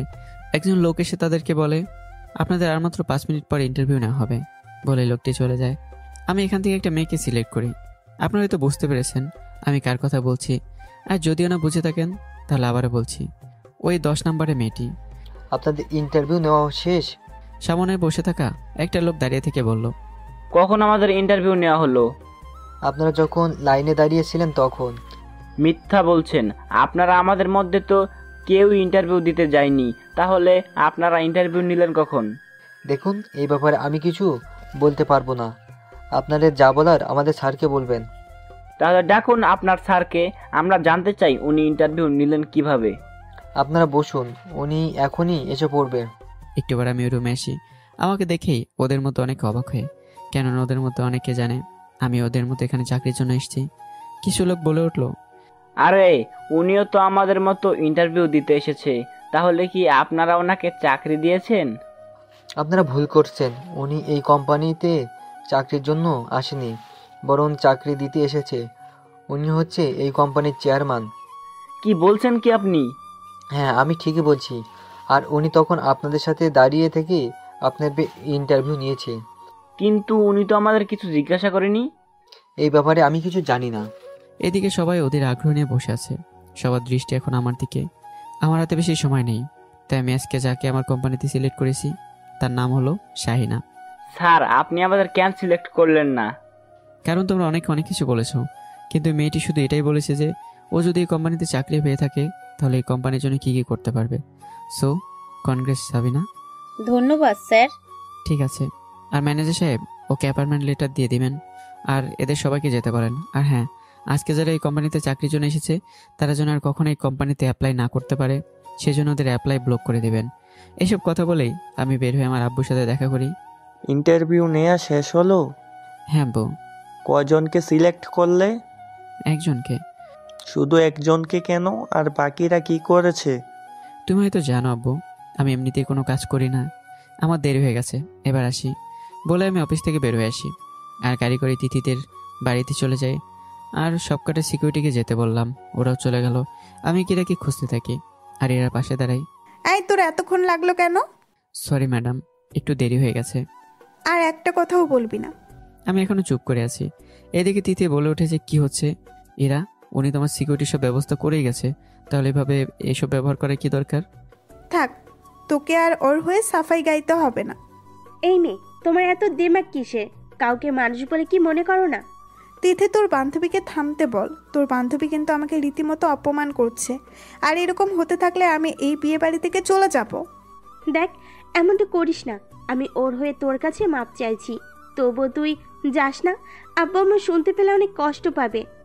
ঠিক আছে, যাব না, কিন্তু তোর বান্ধবীকে সাবধান করে দিবি। স্যার, কোথায় গিয়েছিলেন? অফিসে কিছু লোক নিয়োগ দিয়েছিলাম, ওখানে ইন্টারভিউ নিতে গিয়েছিলাম। ওখানকার সব কাজ শেষ করে এখন আসলাম। ভাইয়া, আমার একটা উপকার করতে পারবেন? দেখো, তুমি আমার বোনের মতো, কি করতে হবে বলো? আমার একটা বন্ধু আছে, মাস্টার পাস করে এখনো বেকার ঘুরছে। ঘুষ না দেওয়ার কারণে চাকরি হচ্ছে না, তাই আপনি যদি একটু... ও, বুঝতে পেরেছি এই ব্যাপার। ডাকো তাকে, আমি একটু কথা বলি। তিথি আমাদের পিছনে থেকেও একটা ছেলেকে ডাক দেয়। কি রে তিথি, আমাকে ডেকেছিলি? আর এনাদের তো আগে কখনো দেখিনি। হ্যাঁ, পরিচয় করিয়ে দেই ভাইয়া, ও হচ্ছে রাকিব, তানু মতো আমার ফ্রেন্ড। হ্যালো ভাইয়া, কেমন আছেন? আলহামদুলিল্লাহ ভালো, তুমি? আলহামদুলিল্লাহ ভালো ভাইয়া। আপনি কে তো চিনলাম না। উনি হচ্ছে... আমি তিথিকে থামিয়ে দিয়ে, তোমার নাকি চাকরির প্রয়োজন? হ্যাঁ, কিন্তু টাকার অভাবে ঘুষ না দেওয়ার কারণে কোথাও চাকরি হয়নি। ঠিক আছে, এই নাও কার্ড, আর এখন এই ঠিকানায় তোমার সব সার্টিফিকেট নিয়ে যাও। আর এই নাও আমার নাম্বার, ওখানে রিসেপশনে গিয়ে আমাকে ফোন দেবে। ভাইয়া, আপনার পরিচয়? তোমার না জানলেও চলবে। আচ্ছা ভাইয়া, আপনার বারটা দেন। আমি তাকে নাম্বার দিলাম আর বললাম, তাড়াতাড়ি যাও। আর যেভাবে বলেছি ওখানে গিয়ে কিন্তু আমাকে ফোন করতে ভুলবে না। আর অফিসে ঢুকতে কোনো সমস্যা হলে অবশ্যই আমাকে জানাবে। ঠিক আছে, আমি তাহলে এখন আসি। তিথি, তাহলে আমি যাই। সাবধানে যাবি। ঠিক আছে। সত্যি ভাইয়া, আপনি আজকে ওর জন্য যা করলেন, ওর অভাবের সংসার। তুই কিন্তু চিন্তা করিস না, দেখবি ওই ছেলেটির চাকরি হয়ে যাবে। তাই যেন হয়। এইদিকে রাকিব আমাদের ঠিকানা নিয়ে যায়, কিন্তু অফিসের গেট দিয়ে তাকে ঢুকতে দিচ্ছে না। একটু আগেই ইন্টারভিউ শেষ হয়ে গেল, এখন আর কাউকে ঢুকতে দিতে পারি না, ম্যানেজারের অর্ডার আছে। চলে আসতে যাব, তখনই আকাশের কথা মনে পড়ে আর আকাশকে ফোন করি। হ্যালো, কে বলছেন? আমি রাফি। কয়েক ঘন্টা আগে আপনি ইন্টারভিউ দিতে পাঠিয়েছেন, কিন্তু আমাকে তো ভিতরে ঢুকতে দিচ্ছে না। ওদের কাছে ফোনটা দাও। এরপর আমি সিকিউরিটিকে বলে দিই আর রাকিবকে ভিতরে ঢুকতে দেয়। রাকিব আমার কথা মতো রিসেপশনে যায়। আমি কোনো সাহায্য করতে পারি? হ্যাঁ, আমি এখানকার ইন্টারভিউ দিতে এসেছি। সরি, ইন্টারভিউ সময় তো শেষ, তাছাড়া লোক তো নেওয়া হয়েছে। তখনই রাকিব আমাকে ফোন দেয়। ভাইয়া, এখানে তো ইন্টারভিউ লোক নেওয়া শেষ। রিসেপশনে থাকা মেয়েটির কাছে মোবাইল দাও। ঠিক আছে ম্যাডাম, এই নিন, কথা বলুন। আমি রিসেপশনে থাকা মেয়েটার সাথে কথা বলি আর সবকিছু বুঝিয়ে বলি। ঠিক আছে, আমি সব ব্যবস্থা করে দিচ্ছি, আপনি কিছু চিন্তা করবেন না। ম্যাডাম, উনি কি বললো? আপনি ওনাকে কিভাবে চেনেন? আপনারা কি কোনোভাবে আগে থেকেই পরিচিত? না, আমাদের বিয়ে বাড়িতে আমার বান্ধবী ওনার সাথে পরিচয় করে দিয়েছে। আচ্ছা, আপনি এখানে বসুন, আমি ম্যানেজারের সাথে কথা বলে আসছি। স্যার, এই নিন ফাইল। কিসের ফাইল এটা? স্যার, একটা ছেলে এসেছে ইন্টারভিউ দিতে। ইন্টারভিউ তো শেষ, তুমি ওই ছেলেটা বলনি? আকাশ স্যার ওই লোকটাকে পাঠিয়েছে, বলেছে তাকে যেন চাকরিটা দেওয়া হয়। ঠিক আছে, চলো। ম্যানেজার রাকিবের কাছে যায় আর রাকিবকে বলে, তুমি কে রাকিব? জি স্যার। স্যার যখন তোমাকে পাঠিয়েছে তখন আমি আর সেখানে কি করব? তুমি কালকে এসো, অ্যাপয়েন্টমেন্ট লেটারটা নিয়ে যেও। কিন্তু স্যার, আমার ইন্টারভিউ নেবেন না? ধন্যবাদ, লাগবে না, তুমি এখন আসতে পারো। লাগবে না, তোমার ইন্টারভিউ তোমাকে দিচ্ছি পাঠিয়ে, উনি বুঝে নেবেন, এখন তুমি আসতে পারো। তারপর রাকিব অফিস থেকে বের হয়ে ওর বাবা মাকে চাকরি হওয়ার ব্যাপারে বলে। ওনারা অনেক খুশি হয়। রাকিব ওখান থেকে বিয়ে বাড়িতে চলে আসে আর এসে তিথিকে খুঁজে বের করে। কিরে এত তাড়াতাড়ি চলে এলি যে? আর তোর চাকরিটা হয়েছে? আমার চাকরিটা হয়েছে সত্যি আজ আমার অনেক খুশি। কি কারণ বলতে যে তোকে ধন্যবাদ দেব আমার জানা নেই। সত্যি? আর আমি জানতাম তোর চাকরিটা হবে। তুই জানতি মানে? কি করে? আমি তো তোকে এইমাত্র জানালাম। মানে তোর আম্মু ফোন করে বলেছিল। ও আচ্ছা। এখন চল তো ভিতরে। এই লোকটা কোথায়? কোন লোক? তুই যার সাথে আমার পরিচয় করে দিয়েছিস, যার কথাতেই আমার চাকরি হয়েছে। খুঁজে দেখ, হয়তো আশেপাশে হবে। আচ্ছা আমি দেখেছি। ওই তো উনি। কেমন আছেন? ভালো। তো তোমার চাকরিটা হয়েছে? সত্যি ভাইয়া, আপনি আমার আজকে যে উপকার করলেন সত্যি তা সারা জীবন মনে রাখবো। সমস্যা নেই, ভালো করে এবং মন দিয়ে কাজ করবে। আমি এখন আসি। কোথায় যাবেন? কাজ আছে, পরে কথা বলি। ঠিক আছে ভাইয়া। সত্যি ভাইয়া, আপনার এই ঋণ আমি কখনো শোধ করতে পারবো না। আমি কিছুই করিনি। চাকরি নিয়ে বাবা মায়ের খেয়াল রাখবে, ওনারা যেন কষ্ট না পায়। ঠিক আছে ভাইয়া। আমি যাই, ম্যাডাম ডাকছে বলে আমি ইরার কাছে চলে গেলাম। এতক্ষণ কই ছিলে? এই তো ম্যাডাম, কাছাকাছি ছিলাম। এই আমি একটু পার্লারে যাব, তাই তাড়াতাড়ি গাড়ি বের করো। ঠিক আছে ম্যাডাম। আমি গাড়ি বের করে আনি আর ইরা এসে গাড়িতে বসে। আমি গাড়ি ড্রাইভ করে ইরা কিনে পার্লারে যাই। ইরা ভেতরে চলে যায় আর আমি বাইরে অপেক্ষা করতে থাকি। কিছুক্ষণ পর ইরা ওখান থেকে সেজে গুজে বের হয়ে আসে। আমি শুধু তাকিয়ে ইরাকে দেখছি। তুই এইভাবে তাকিয়ে থাকবি না, তাড়াতাড়ি চলবি, নয়তো অনুষ্ঠান শুরু হয়ে যাবে। হ্যাঁ চলেন। ইরা কিনে গাড়িতে বসে তিথিদের বাড়িতে চলে আসে। ও হ্যাঁ, আপনাদের তো বলাই হয়নি, আজকে তিথিদের বাড়িতে সঙ্গীত অনুষ্ঠান। ইরা হয়তো এখানে গান গাইবে। সে যাই করুক, আমি না হয় আমার দায়িত্ব পালন করি, নয়তো কি না কি বলে ফেলবে। আর আপনাদের সবার দাওয়াত, গান গাইতে পারেন যারা তারা অনুষ্ঠানে আসবেন, আর যারা পারেন না তারাও আসবেন। এরপর বাড়ির সবাই দুপুরের খাওয়া শেষ করে সবাই যে যার মতো রুমে গিয়ে রেস্ট নেই, কেননা বিকেল অনুষ্ঠান শুরু হবে। রেস্ট নিয়ে একে একে সবাই বাড়ির সামনে চলে আসে, কেননা অনুষ্ঠান বাড়ির বাগানো হবে। অনুষ্ঠান শুরু হওয়ার আগে সবাই এখন উপস্থিত হয় আর একে একে অনেকেই গান গায় ওখানে। আমি খেয়াল করি এরা আর ওর বান্ধবীরা বসে আছে, কিন্তু গান গাইবে কিনা তা জানি না। তিথি আর তানু একসাথে স্টেজে উঠে বলে, আমরা এখন গান গাইবো না, আপনাদের সামনে গান গাইবে মিস্টার আকাশ। আমি তো ওদের কথা শুনে পড়ে অবাক, কেননা নিজেও জানি না ওরা এমন একটা কথা বলবে। আমি অনেকটা টেনশনে পড়ে গেলাম যে কি করব। কি হলো ভাইয়া, আসো। আরে আমি তো গান গাইতে পারি না, পরে কি বলবো না কি বলবো সবাই যদি মাইন্ড করে। আমার কোনো কথাই শুনবো না, আপনাতে গাইতেই হবে। আমি অনেক ভেবে দেখলাম, কিন্তু কেয়ার করার। তানু আর তিথি জোর করে স্টেজে উঠালো। প্লিজ ভাইয়া গান। আমি মাইক হাতে নিয়ে গান গাইতে লাগলাম। তবে ওই গানটা কিন্তু আমার অনেক প্রিয় একটা গান। আমি গান গাইতে শুরু করলাম, সুন মেরা শেহজাদি, এই গানটা আমি গাইলাম। গান শেষ হওয়ার পর সবাই আমাকে অভিনন্দন জানালো, বিশেষ করে তানু আর তিথি তো অনেক খুশি, কেননা আমি যেরকম একটা গান ওদের উপহার দেব আর আমার গলাও যে এত ভালো তারা কল্পনা করতে পারেনি। এদিকে আমি শুধু ইরার দিকে তাকিয়ে আছি। একটু পর ইরাও আসলো আর আমাকে অভিনন্দন জানালো। আসলে এরা ভাবতে পারেনি যে আমি এত সুন্দর করে গান করি। সত্যি গানটা অসাধারণ হয়েছে। ধন্যবাদ ম্যাডাম। আমার গান শেষ হওয়ার সাথে সাথেই অনুষ্ঠান শেষ হলো আর সবাই যে যার রুমে চলে গেল। রাতে আমি ডিনার করে ছাদে গেলাম। ছাদে যাওয়ার পর আমি বাড়ির আশেপাশে কিছু মানুষের ছায়া দেখতে পাই। প্রথমে ভাবে বিয়ে বাড়িতে থাকা গেস্ট হবে হয়তো, আর তাই আমি সেদিকে খেয়াল করিনি। পরের দিন সকালে, ও আপনাদের তো বলতেই ভুলে গেছি, আজকে রং খেলা, যার কারণে আজকে অনেক রং নিয়ে এসেছে। এখানে রং খেলার জন্য সবাই উপস্থিত, কিন্তু ইরাকে কোথাও দেখা যাচ্ছে না। সেজন্য আমি ইরাকে খুঁজতে লাগি, কিন্তু বাড়ির আশেপাশে কোথাও দেখতে পাই না।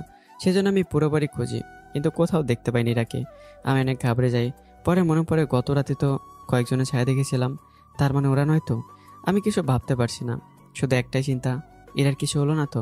পরক্ষণে আমার মনে হলো ছাদে তো যাওয়া হয়নি, সেজন্য আমি দৌড়ে ছাদে যাই। সেখানে গিয়ে দেখি ইরা দোলনায় বসে দোল খাচ্ছে। ইরাকে দেখি আমার যেন প্রাণ ফিরে এলো। কিছু বলবেন? আর আপনাকে এত স্ট্রেঞ্জ দেখাচ্ছে কেন? আপনি এখানে, আর আমি আপনাকে কোথায় না কোথায় খুঁজেছি, আপনার কোনো আইডিয়া আছে? আমি তো সকাল থেকে এখানে আছি। আপনি এখানে আমাকে আগে বলবেন না? আর একটু হলে তো। আর একটু হলে কি? কিছু না ম্যাডাম, আপনার হাতটা দিন তো। অবাক হয়ে, কেন? হাতটা দিন। না, দিব না। ম্যাডাম হাতটা দিন। না, আমি দিব না। আর তোর সাহস কি করে হয় আমার সাথে এভাবে কথা বলার? আমি এক প্রকার জোর করে ইরার আঙুলে একটা আংটি পরিয়ে দিই। তোর সাহস তো কম না, তুমি আমার হাতে আংটি পরিয়ে দিস? তোকে তো আমি। বলে আমাকে চড় মারতে যাবে, অমনি আমি ইরার হাত ধরে ফেলি। ম্যাডাম আমার কথাটা কি শুনুন তো। আমি তোর কোনো কথাই শুনতে চাই না। আমি এক্ষুনি এই আংটি ফেলে দিব। না ম্যাডাম, এমনটা করবেন না। এই আংটিতে জিপিএস ট্র্যাকার লাগানো আছে। মানে? এই আংটিতে আমি জিপিএস ট্র্যাকার লাগিয়ে দিয়েছি। এই আংটির মাধ্যমে আপনি পৃথিবীর যে প্রান্তেই থাকুন না কেন, আমি আপনাকে খুঁজে বের করতে পারবো। আর আপনি আমার থেকে 1 কিলোমিটার দূরে গেলেই আমার মোবাইলে অ্যালার্ম বাজতে থাকবে, আর আমি আপনাকে ট্র্যাক করে খুঁজে বের করতে পারবো। এবার বুঝেছি। ঠিক আছে, আমি সবসময় নিজের সাথেই রাখবো। চলুন ম্যাডাম, নিচে সবাই রং খেলছে। চলো। এর আমি নিচে নেমে আসি। আমি নিচে নামতেই তানু আর তিথি আমার মুখে রং লাগিয়ে দেয়। এরপর তিথি ইরার মুখে রং লাগিয়ে দেয়। এভাবে পরিবারের সবাই মিলে রং নিয়ে অনেক মজা করে। রং খেলতে খেলতে দুপুর হয়ে যায়, সেজন্য সবাই গোসল করতে চলে যায়। এরপর সবাই ড্রয়িং রুমে চলে আসে, আর সবাই একসাথে দুপুরের খাবার খেয়ে রেস্ট নিতে চলে যায়। শুধু আমি, তিথি, তানু আর রাকিব। আপনারা অনেকে রাকিবের কথা ভুলে গেছেন, নতুন করে আবার পরিচয় করে দিচ্ছি। আমরা 4 জন মিলে গল্প করতে থাকি। সত্যি ভাইয়া, চৌধুরী অফিসে আপনার জন্য আমার চাকরিটা হলো। চাকরি পেলে তো হবে না, মন দিয়ে কাজ করতে হবে। অবশ্যই করব, কিন্তু ভাইয়া আপনি কি ওই অফিসে কাজ করেন? কেন ভালো তো? আসলে আপনি ওনাদের সাথে কথা বলার পর ওনারা নিয়ে ম্যানেজারের রুমে যায়, আর ম্যানেজার পর্যন্ত চলে আসে আমার কাছে। তা তোমার কোনো অসুবিধা হয়নি তো? এবার বলুন না, আপনি ওই কোম্পানির কি হন? ওই কোম্পানির মালিকের ছেলে আমার ফ্রেন্ড, সেজন্য আমার চাকরিটা দিতে সুবিধা হলো। ও তাই বলেন। এইদিকে আমার কথা শুনে তানোর তিথি মিটিমিটি করে হাসছে। এ তিথি, কালকে কি? কাল হচ্ছে আমার হলুদ সন্ধ্যায়। আরে পাগলি, কাঁদছিস কেন? আমরা আছি তো। তোদের ছেড়ে যেতে মন চাচ্ছে না বলে তানুকে জড়িয়ে ধরে কাঁদতে লাগলো। কাঁদিস না, দেখ সবাইকে তো একদিন চলে যেতে হবে। এ তিথি, কাঁদিস না, চল, অনেক রাত হয়েছে। আমাকে কাল আবার অফিসে জয়েন হতে হবে। আমি হয়তো তোর বিয়েটা দেখতে পারবো না। কি বলিস? কাল আমার বিয়ে আর কালকেই তুই চলে যাবি? কে কোথায় যাচ্ছে? এরা কথাটা বলে আমাদের সাথে বসলো। দেখ না, রাকিবের চাকরি হয়েছে আর কাল নাকি ওর চাকরির প্রথম দিন, সে চলে যাবে। রাকিব ভাইয়া, আপনি অফিস থেকে 2 দিনের ছুটি নেন। কি বলিস? আমি গতকাল চাকরিটা পেয়েছি আর এখন পর্যন্ত অফিসে জয়েন করলাম না, ছুটি কিভাবে নেব? সেটাও তো ঠিক বলেছেন, কিন্তু কি করবেন? তাহলে কি চলে যাবেন? এর মধ্যেই রাকিবের মোবাইল একটা কল আসে। হ্যালো, আসসালামু আলাইকুম। ওয়ালাইকুম আসসালাম। কি বলছেন? আমি Chowdhury group of company manager বলছি। হ্যালো স্যার, আপনি কেন ফোন করতে গেলেন? আপনাকে অফিস থেকে 3 দিনের ছুটি দেওয়া হয়েছে, তাই আপনি 3 দিন পর এসে জয়েন করবেন। ধন্যবাদ স্যার। কি রে, কাল ফোন? আরে যে কোম্পানি ইন্টারভিউ দিতে গিয়েছিলাম ওই কোম্পানির ম্যানেজার ফোন করেছিল। কি বলেছিস? আমাকে 3 দিনের ছুটি দিল। সত্যি? এটা কি করে সম্ভব? চাকরিতে কখনো জয়েন করলো না, অথচ 3 দিনের ছুটি দিয়ে দিল। তাই তো, চাকরিতে এখনো জয়েন্ট করেনি, অথচ ছুটি পেল কি করে? কথা বলতে বলতে তানু তিথি আমার দিকে তাকায়, দেখে আমি মিটিমিটি করে হাসছি। তখনই ওদের আর বুঝতে বাকি রইল না যে যেখানে কোম্পানির চেয়ারম্যান আমাদের সাথে, সেখানে তো কোনো সমস্যা হতে পারে না বলে মিটিমিটি করে হাসতে থাকে। তোমরা এভাবে হাসছো কেন? সত্যি তিথি, আমি ভাবতে পারিনি ওনারা আমাকে আরও 3 দিন পর জয়েন হতে বলবে। সত্যি আজ ওনাদের জন্যই তোর বিয়েটা দেখে যেতে এবং আনন্দ করে যেতে পারবো। সত্যি। এবার একটু ফ্ল্যাশব্যাকে যাই। আমি যখন জানতে পারলাম রাকিব তিথির বিয়েতে থাকতে পারবে না, তখন রাকিব আর তিথির মুখটা কেমন মনমরা হয়ে গিয়েছিল। কেননা রাকিব তিথির বিয়েতে থাকতে পারবে না, সেজন্য মন খারাপ হয়ে গেল। সেজন্য আমি ফোন বের করে ম্যানেজারকে মেসেজ দিই। আচ্ছা চলুন, মেসেজটা কী ছিল একটু দেখে নেই। ম্যানেজার, গতকাল রাকিব নামে যে ছেলেটি চাকরির জন্য এসেছে, ওই ছেলেটিকে এক্ষুনি ফোন করে 3 দিনের ছুটি দিয়ে দিন, এটা আমার আদেশ। এরপর যা হলো তা আপনারা শুনতেই পারলেন। তাহলে তো ভালোই হলো, একসাথে বউবা তো আনন্দ করে যেতে পারবি। কিন্তু ওনারা কি করে জানলো যে আমার 3 দিন ছুটি লাগবে? হয়তো তোমার কিছু সমস্যার কারণে দেরি করে যেতে বলেছে, আর এমনি কোনো সমস্যা থাকতে পারে কাগজপত্রে, আর অনেক কিছু মেনটেন করেও চলতে হবে। আরে যাই হোক না কেন, এতে তো তোরই ভালো হবে, বল। ঠিক বলেছিস তো, কি বলে যে ওনাকে ধন্যবাদ দেব? আচ্ছা, যা হবার গেছে, এই নিয়ে আর কথা না বলাটাই ভালো। এই বডিগার্ড, তুই আমার সাথে আয়। ঠিক আছে ম্যাডাম, কিন্তু কোথায় যাবেন বলেন? জাহান নামে, তোকে আসতে বলছি, আয়। দেখুন ম্যাডাম, কোথায় যাবেন একটু বললে ভালো হয়, তাহলে সব কিছু ঠিক করে রাখা যাবে। বিয়ের দিনে পড়ার জন্য শপিং করতে যাব। কালকে নিশ্চয়ই পার্লারে যাবেন? হ্যাঁ যাবো তো, কিন্তু কেন? না ম্যাডাম, বলছি কি যদি ওই দিন একসাথে শপিং আর পার্লার দুটোই একসাথে করা যায় তাহলে ভালো হতো না? তোর মাথা ঠিক আছে? এত সময় পাবো না। বিয়ের জন্য শাড়ি কিনতেই তো অনেক সময় লেগে যাবে। ম্যাডাম তবু এখন তো অনেক রাত হয়ে গেছে, আর রাস্তাঘাটও তো ভালো না। রাত হয়েছে তো কি? আমি এখনই যাব, মানে এখনই যাব। তাড়াতাড়ি গাড়ি বাহির কর। ঠিক আছে ম্যাডাম। হঠাৎ পিছন থেকে তানু বলে উঠলো, আমিও কি আসবো? দরকার নেই, আমি আমার সাথে অন্য কাউকে নিতে পারবো না। আর তুমি কেন যাবে আমাদের সাথে? প্লিজ নিয়ে জানা, ওর হয়তো কিছু কিনা বাকি রয়ে গেছে। ঠিক আছে, নিয়ে যাচ্ছি। অসহ্য। তানু, তুই কেন যাবি? আসলে আমার কিছু জিনিস লাগবে, সেজন্য। আচ্ছা, সাবধানে যা। এদিকে আমি গাড়ির কাছে অপেক্ষা করি, আর দেখি তানু আর ইরা দুজনে আসছে। আমি কোনো প্রশ্ন না করে গাড়ির দরজা খুলে দিলাম। এরা পিছনের সিটে গিয়ে বসলো, আর তানু এসে সামনে বসলো। তানু, তুমি সামনে কেন বসছো? এমনি। পেছনে এসে বসো। কেন? আসতে বলছি, আসো। তানু দরজা খুলে পিছনের সিটে এসে বসে, আর আমি ওদের দুজনকেই শপিং মলে নিয়ে যাই আর একটা মার্কেটের সামনে নিয়ে আসি। ম্যাডাম, আপনারা ভিতরে যান, আমি গাড়ি পার্ক করে আসি। ঠিক আছে, তবে তাড়াতাড়ি আসবি। ঠিক আছে। আমি গাড়ি নিয়ে পার্কিং এরিয়াতে ঢুকে যাই, আর গাড়ি পার্ক করে এসে দেখি এরা তানু ওরা কি মার্কেটের সামনে নেই। আমি ভাবছি ওরা হয়তো ভিতরে চলে গেছে, তাই আমি ভিতরে চলে যাই, আর দেখি ওরা দুজনেই একটা কসমেটিক্সের দোকানে ঢুকে। আমি এদের পিছনে গিয়ে পৌঁছাই। এদিকে এরা ওখান থেকে অনেক কসমেটিক্স কিনে। আমি দেখলাম যে তানু শুধু কসমেটিক্স দেখে যাচ্ছে, কিন্তু একটাও কিনছে না। সেজন্য আমি কি তানুর কাছে যাই। তানু, কোনো সমস্যা? হ্যাঁ, এগুলো তো অনেক দামি, আমি না হয় অন্য আরেকটা সস্তার দোকান থেকে কিনে নিব। এখান থেকে কেন? যা টাকা লাগবে আমি পে করব। কিন্তু ভাইয়া। কোনো কিন্তু নাই। আমি কি আমার বোনটার জন্য এতটুকু করতে পারবো না? আচ্ছা ঠিক আছে, কিনতেছি। তানু আর এরা দোকান থেকে কসমেটিক্স কিনলো। এরা নিজের সাথে তানুর কসমেটিক্সের দাম দিয়ে দিল। এটা দেখে তানু তো অবাক, কেননা যেখানে এরা ঠিকমতো তানুর সাথে কথাই বলে না, সেখানে তানুকে কসমেটিক্সও কিনে দিচ্ছে। কসমেটিক্স কেনা শেষ হলে ওদিনের শাড়ির দোকানে ঢুকলাম। তানু, তোমার কাছে তো শাড়ি কেনার টাকা হবে না। আচ্ছা ঠিক আছে, আমি টাকা দিয়ে দিব, তুমি দেখো কোনটা পছন্দ হয়। ঠিক আছে। তানু আর এরা অনেকগুলো শাড়ি দেখতে লাগলো। এরা তানু শাড়ি পছন্দ করে ট্রায়াল রুমে গিয়ে চেঞ্জ করে। এভাবে 7-8টা শাড়ি ট্রায়াল করতে ওদের প্রায় 2 ঘন্টা সময় লাগলো। একটু পর দুজন দুটো শাড়ি পছন্দ করলো। এইদিকে আমি তো বসে বসে ওদের শাড়ি কেনা দেখতে লাগলাম, আর মনে মনে ভাবছি একটা শাড়ি পছন্দ করতে এতক্ষণ লাগালো, একে তো বিয়ে করলে আমার 12টা বাজিয়ে দেবে। আল্লাহ, মেয়েদেরকে যে কী দিয়ে বানাইছে। ওদের নিয়ে যদি শপিং করতে চাই তাহলে তো অনেক সময় লেগে যাবে। এগুলো আমি গালে হাত দিয়ে ভাবতে থাকি। ভাইয়া, আমাদের কেনাকাটা শেষ, এবার চলো। ম্যাডাম কোথায়? ওই তো আসছে। এই যে ম্যানেজার, এগুলো প্যাক করে দিন, আর এই নিন কার্ড, এখান থেকে ফ্রান্স করে রেখে দিন। তাহলে এবার চলুন। ব্যাগগুলো কে নিয়ে যাবে? সরি ম্যাডাম, আমি নিচ্ছি। বলে এরার ব্যাগগুলো আমি হাতে নিয়ে মার্কেট থেকে বের হব, সাথে সাথেই এরার ডাক।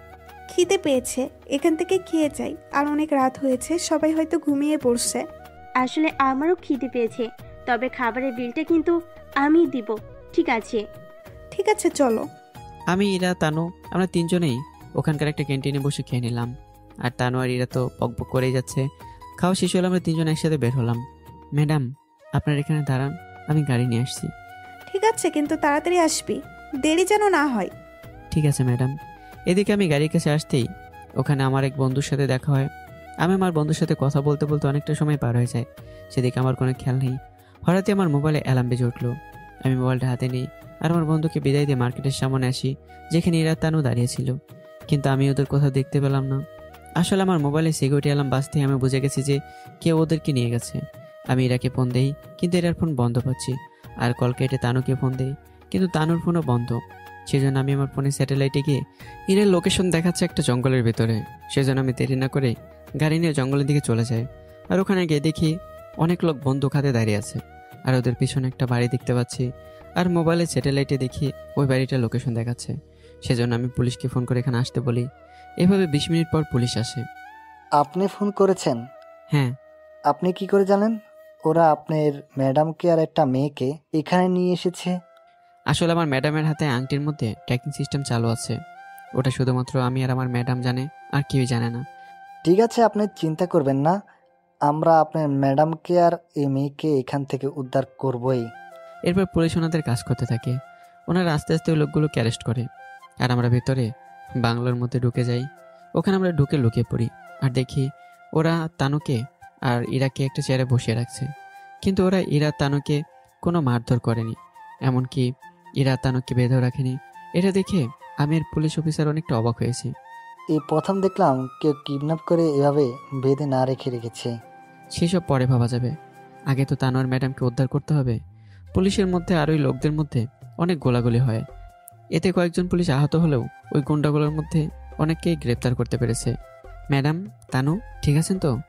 হ্যাঁ ঠিক আছে, কিন্তু ওরা আমাকে কিডন্যাপ করেছিল কেন? তা তো আমি জানি না, পুলিশ তদন্ত করে দেখবে। ঠিক আছে চলুন, বিয়ে বাড়িতে চলুন।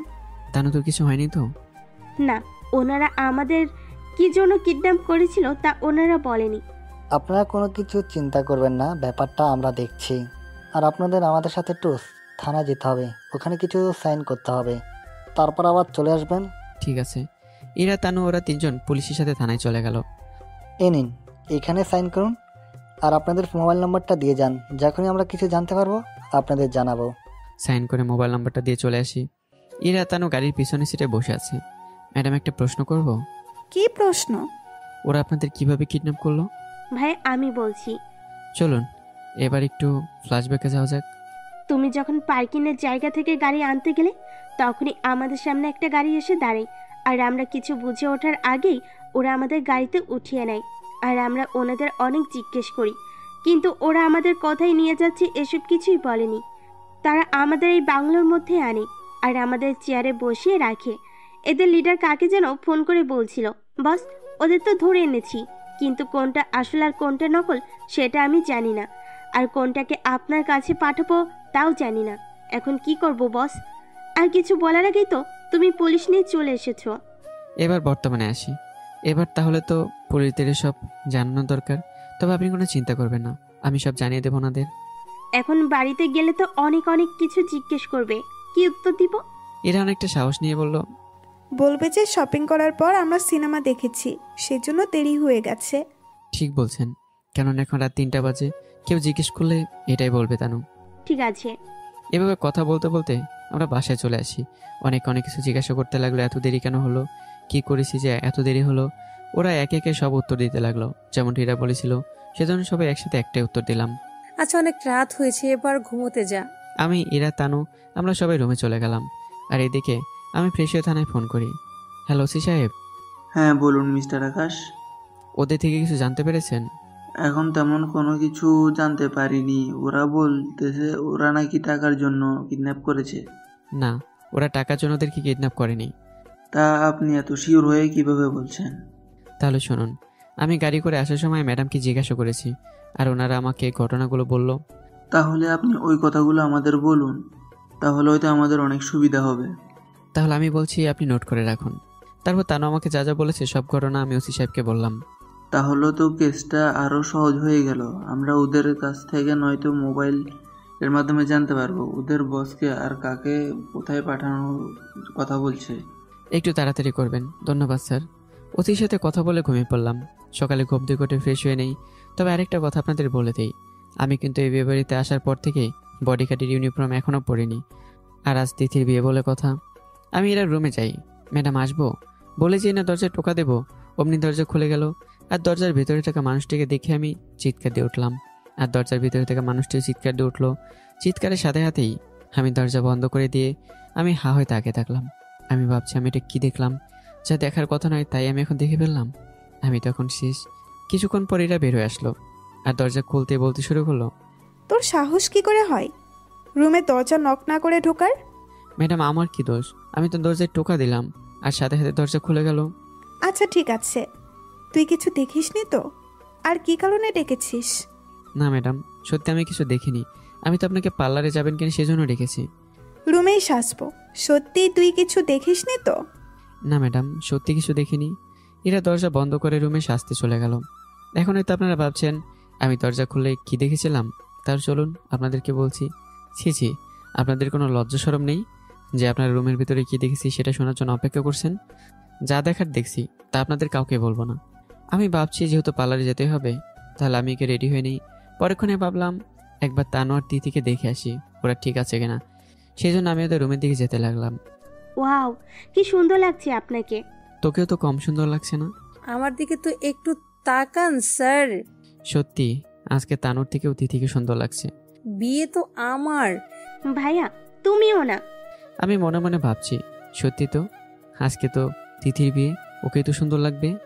তা আপনার ম্যাডাম কোথায়? অনেকে দেখলাম তৈরি হচ্ছে। ঠিক আছে। এই তিথি, তোর বর এসে গেছে। তাহলে আমরা গিয়ে বর দেখে আসছি। এই যে আপনাকে বলছি, ভবিষ্যতে কারো রুমে ঢোকার আগে নক করে ঢুকবেন। কিন্তু ম্যাডাম আমি তো। বললাম না, আর বলতে হবে না। আমরা সবাই বর দেখতে নিচে নেমে এলাম। সব কিছুর অ্যারেঞ্জমেন্ট করা শেষ। বরকে বরণ করে বিয়ের পিঁড়িতে বসানো হলো। সবাই বরকে এসে দেখতে লাগলো। আমি, ইরা আর তানু, ওরাও এসেছে। আমাদের মধ্যে সবার আগে ইরা বরের সাথে কথা বলে আর তিথির কাছে চলে যায় আর আমাকে বলে তাড়াতাড়ি আসতে। আমি আর তানু বরের সামনে দাঁড়াতেই বর দাঁড়িয়ে যায়। এতে করে ওখানকার সবাই খুব অবাক হয়। সবচেয়ে বেশি অবাক হয় বরের বাবা মা।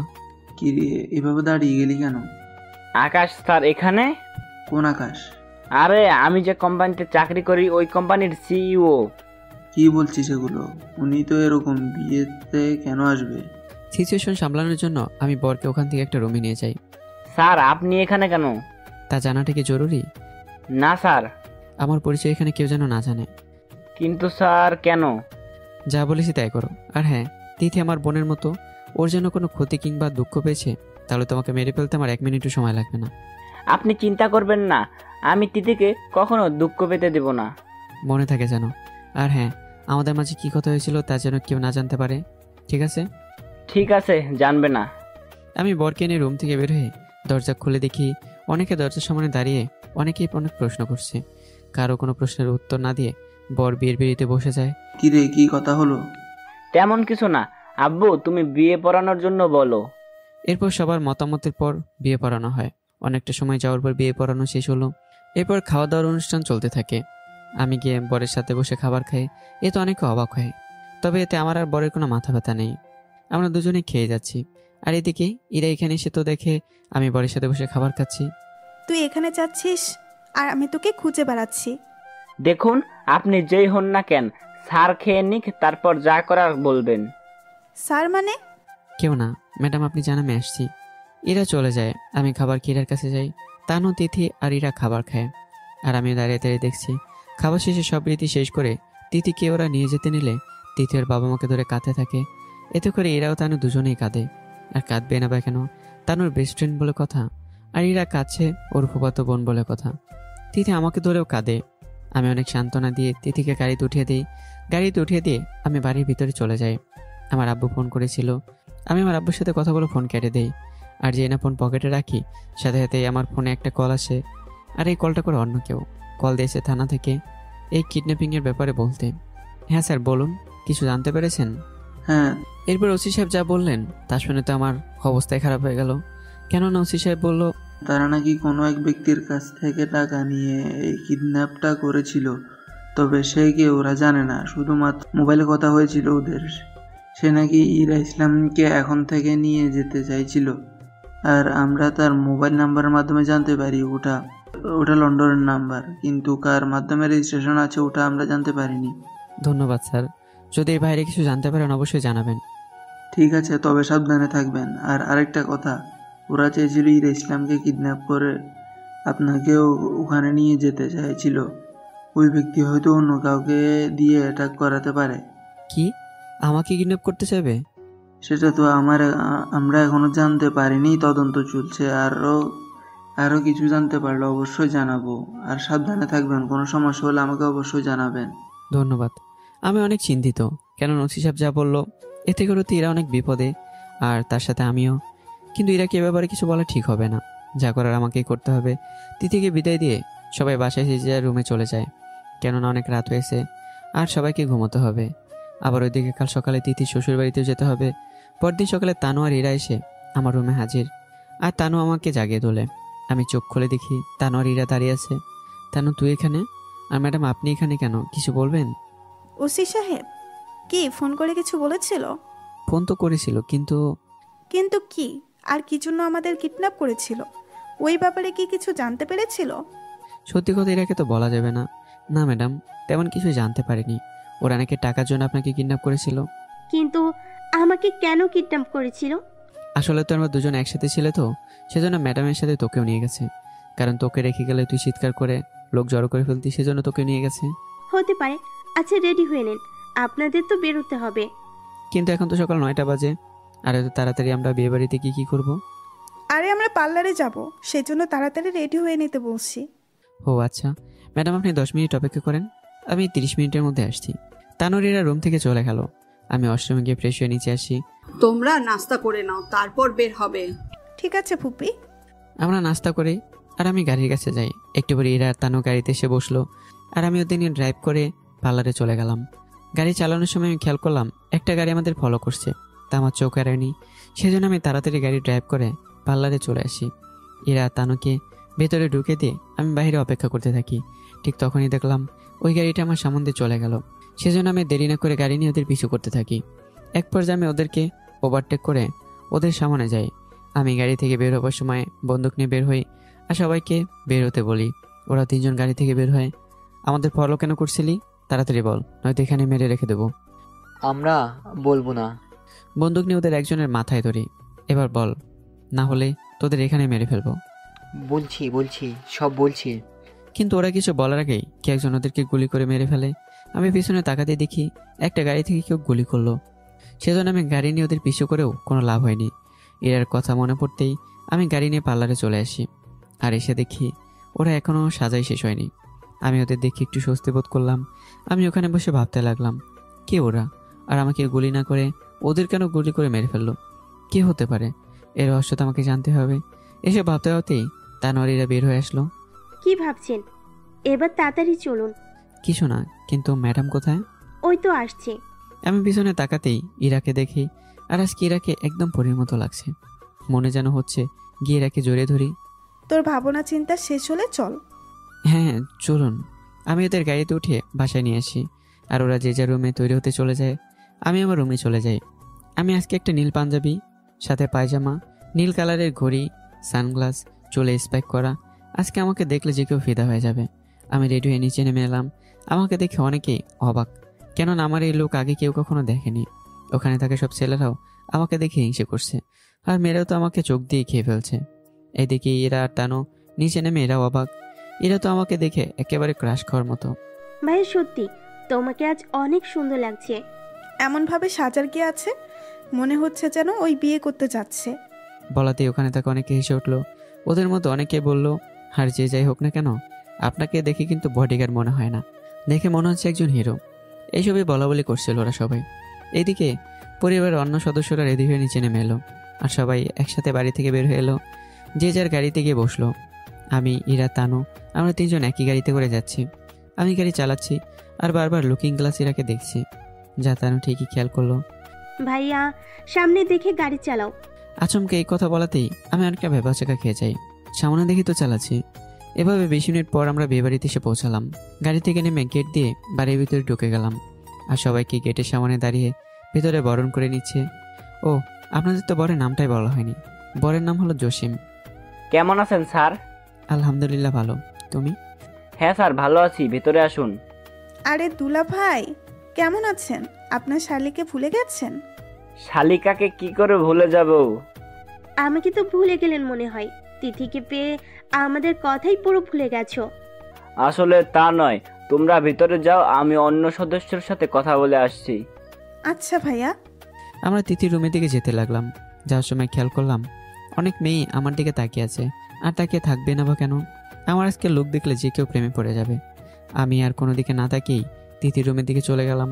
ওখানে গিয়ে দেখি তিথি ও রুমে বসে আর অনেক মেয়ের সাথে কথা বলছে, যদি ওদের কাউকেই আমরা চিনি না। কি রে এরা, এত দেরি করলি কেন? সরি, একটু সাজতে দেরি হয়ে গেছে, তার উপর রাস্তায় অনেক জ্যাম।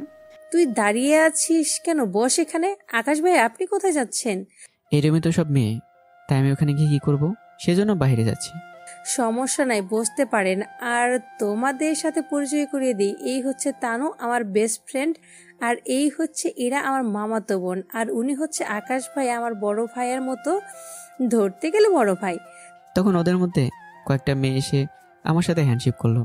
তানু আর ইরা, এভাবে তোদের সাথে পরিচয় করিয়ে দেই। এ হচ্ছে ভাবি, আমরাই ওনার সাথে পরিচয় হয়নি। হাই, আমি মিম। হাই, আমি আকাশ। আমি ওনার ছোট ননদ হই। আপনার সাথে পরিচয় হয়ে ভালো লাগলো। আমারও। বাকিদের সাথে পরিচয় করিয়ে দিন। এই হচ্ছে শাহিন, পলি, এরা হচ্ছে আমার বান্ধবী। Hi girls, nice to meet you. এই যে আপনার পরিচয় হওয়া শেষ হলে বাইরে অপেক্ষা করেন। ওকে ম্যাডাম, আমি রুমের বাইরে গিয়ে অপেক্ষা করি। উনি আপনাকে ম্যাডাম বলল কেন মিস ইরা? কারণ ও আমার বডিগার্ড। বডিগার্ড কথা শুনে মিম আর ওর বান্ধবীরা সবাই অবাক, কেননা আজকে আমার এই লুক দেখলে কেউ বলবে না যে আমি একজন বডিগার্ড। সবাই একসাথে বলে উঠলো। তখন ওখানকার একজন অবাক হয়ে তিথিকে জিজ্ঞেস করলো যে কি বলছো, ওনাকে দেখলে তো বডিগার্ড মনে হয় না। ঠিক বলেছে, আকাশ ইরার বডিগার্ড। বডিগার্ড হোক আর যাক, আমি তো ওনাকে। মামি চুপ করে আছো যে? কিছু না ভাবি। তিথি, তুই কি এভাবে বসে থাকবি নাকি গল্প করবি? ভাবি, আপনি ওনাদের সাথে কথা বলুন, আমরা আসছি। ওই তোরা চল, আমরা ওই দিকে যাই। মিম ওর বান্ধবীকে নিয়ে রুমে চলে গেল। এখন বলো, তোদের আসতে কোনো অসুবিধা হয়নি তো? না, এখন বলো না। ফুলসজ্জা কেমন কাটলো?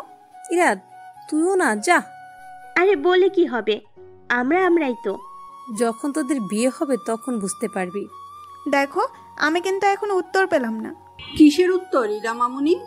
ও কিছু না মামি, এমনি। তোমরা এখন যাও, আমার কিছু কথা আছে। এরা রুম থেকে বের হয়ে গেল, সাথে তানু। এদিকে তিথি, আব্বা আম্মুর পরিবারের অন্য সদস্যরা এসে কথা বলল। সবাই দুপুরের খাবার খাওয়ার জন্য বসে গেল। এদিকে মিম কিছুক্ষণ পরপরই আমার দিকে তাকাচ্ছে, যে আমার চোখ এড়িয়ে যেতে পারেনি। তবু আমি কিছু না বলে খেতে লাগলাম।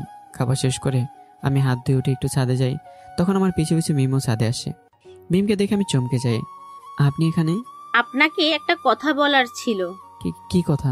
কথাটা হচ্ছে, আমি আপনাকে প্রথম দেখায় ভালোবেসে ফেলেছি আর আপনাকে বিয়ে করতে চাই।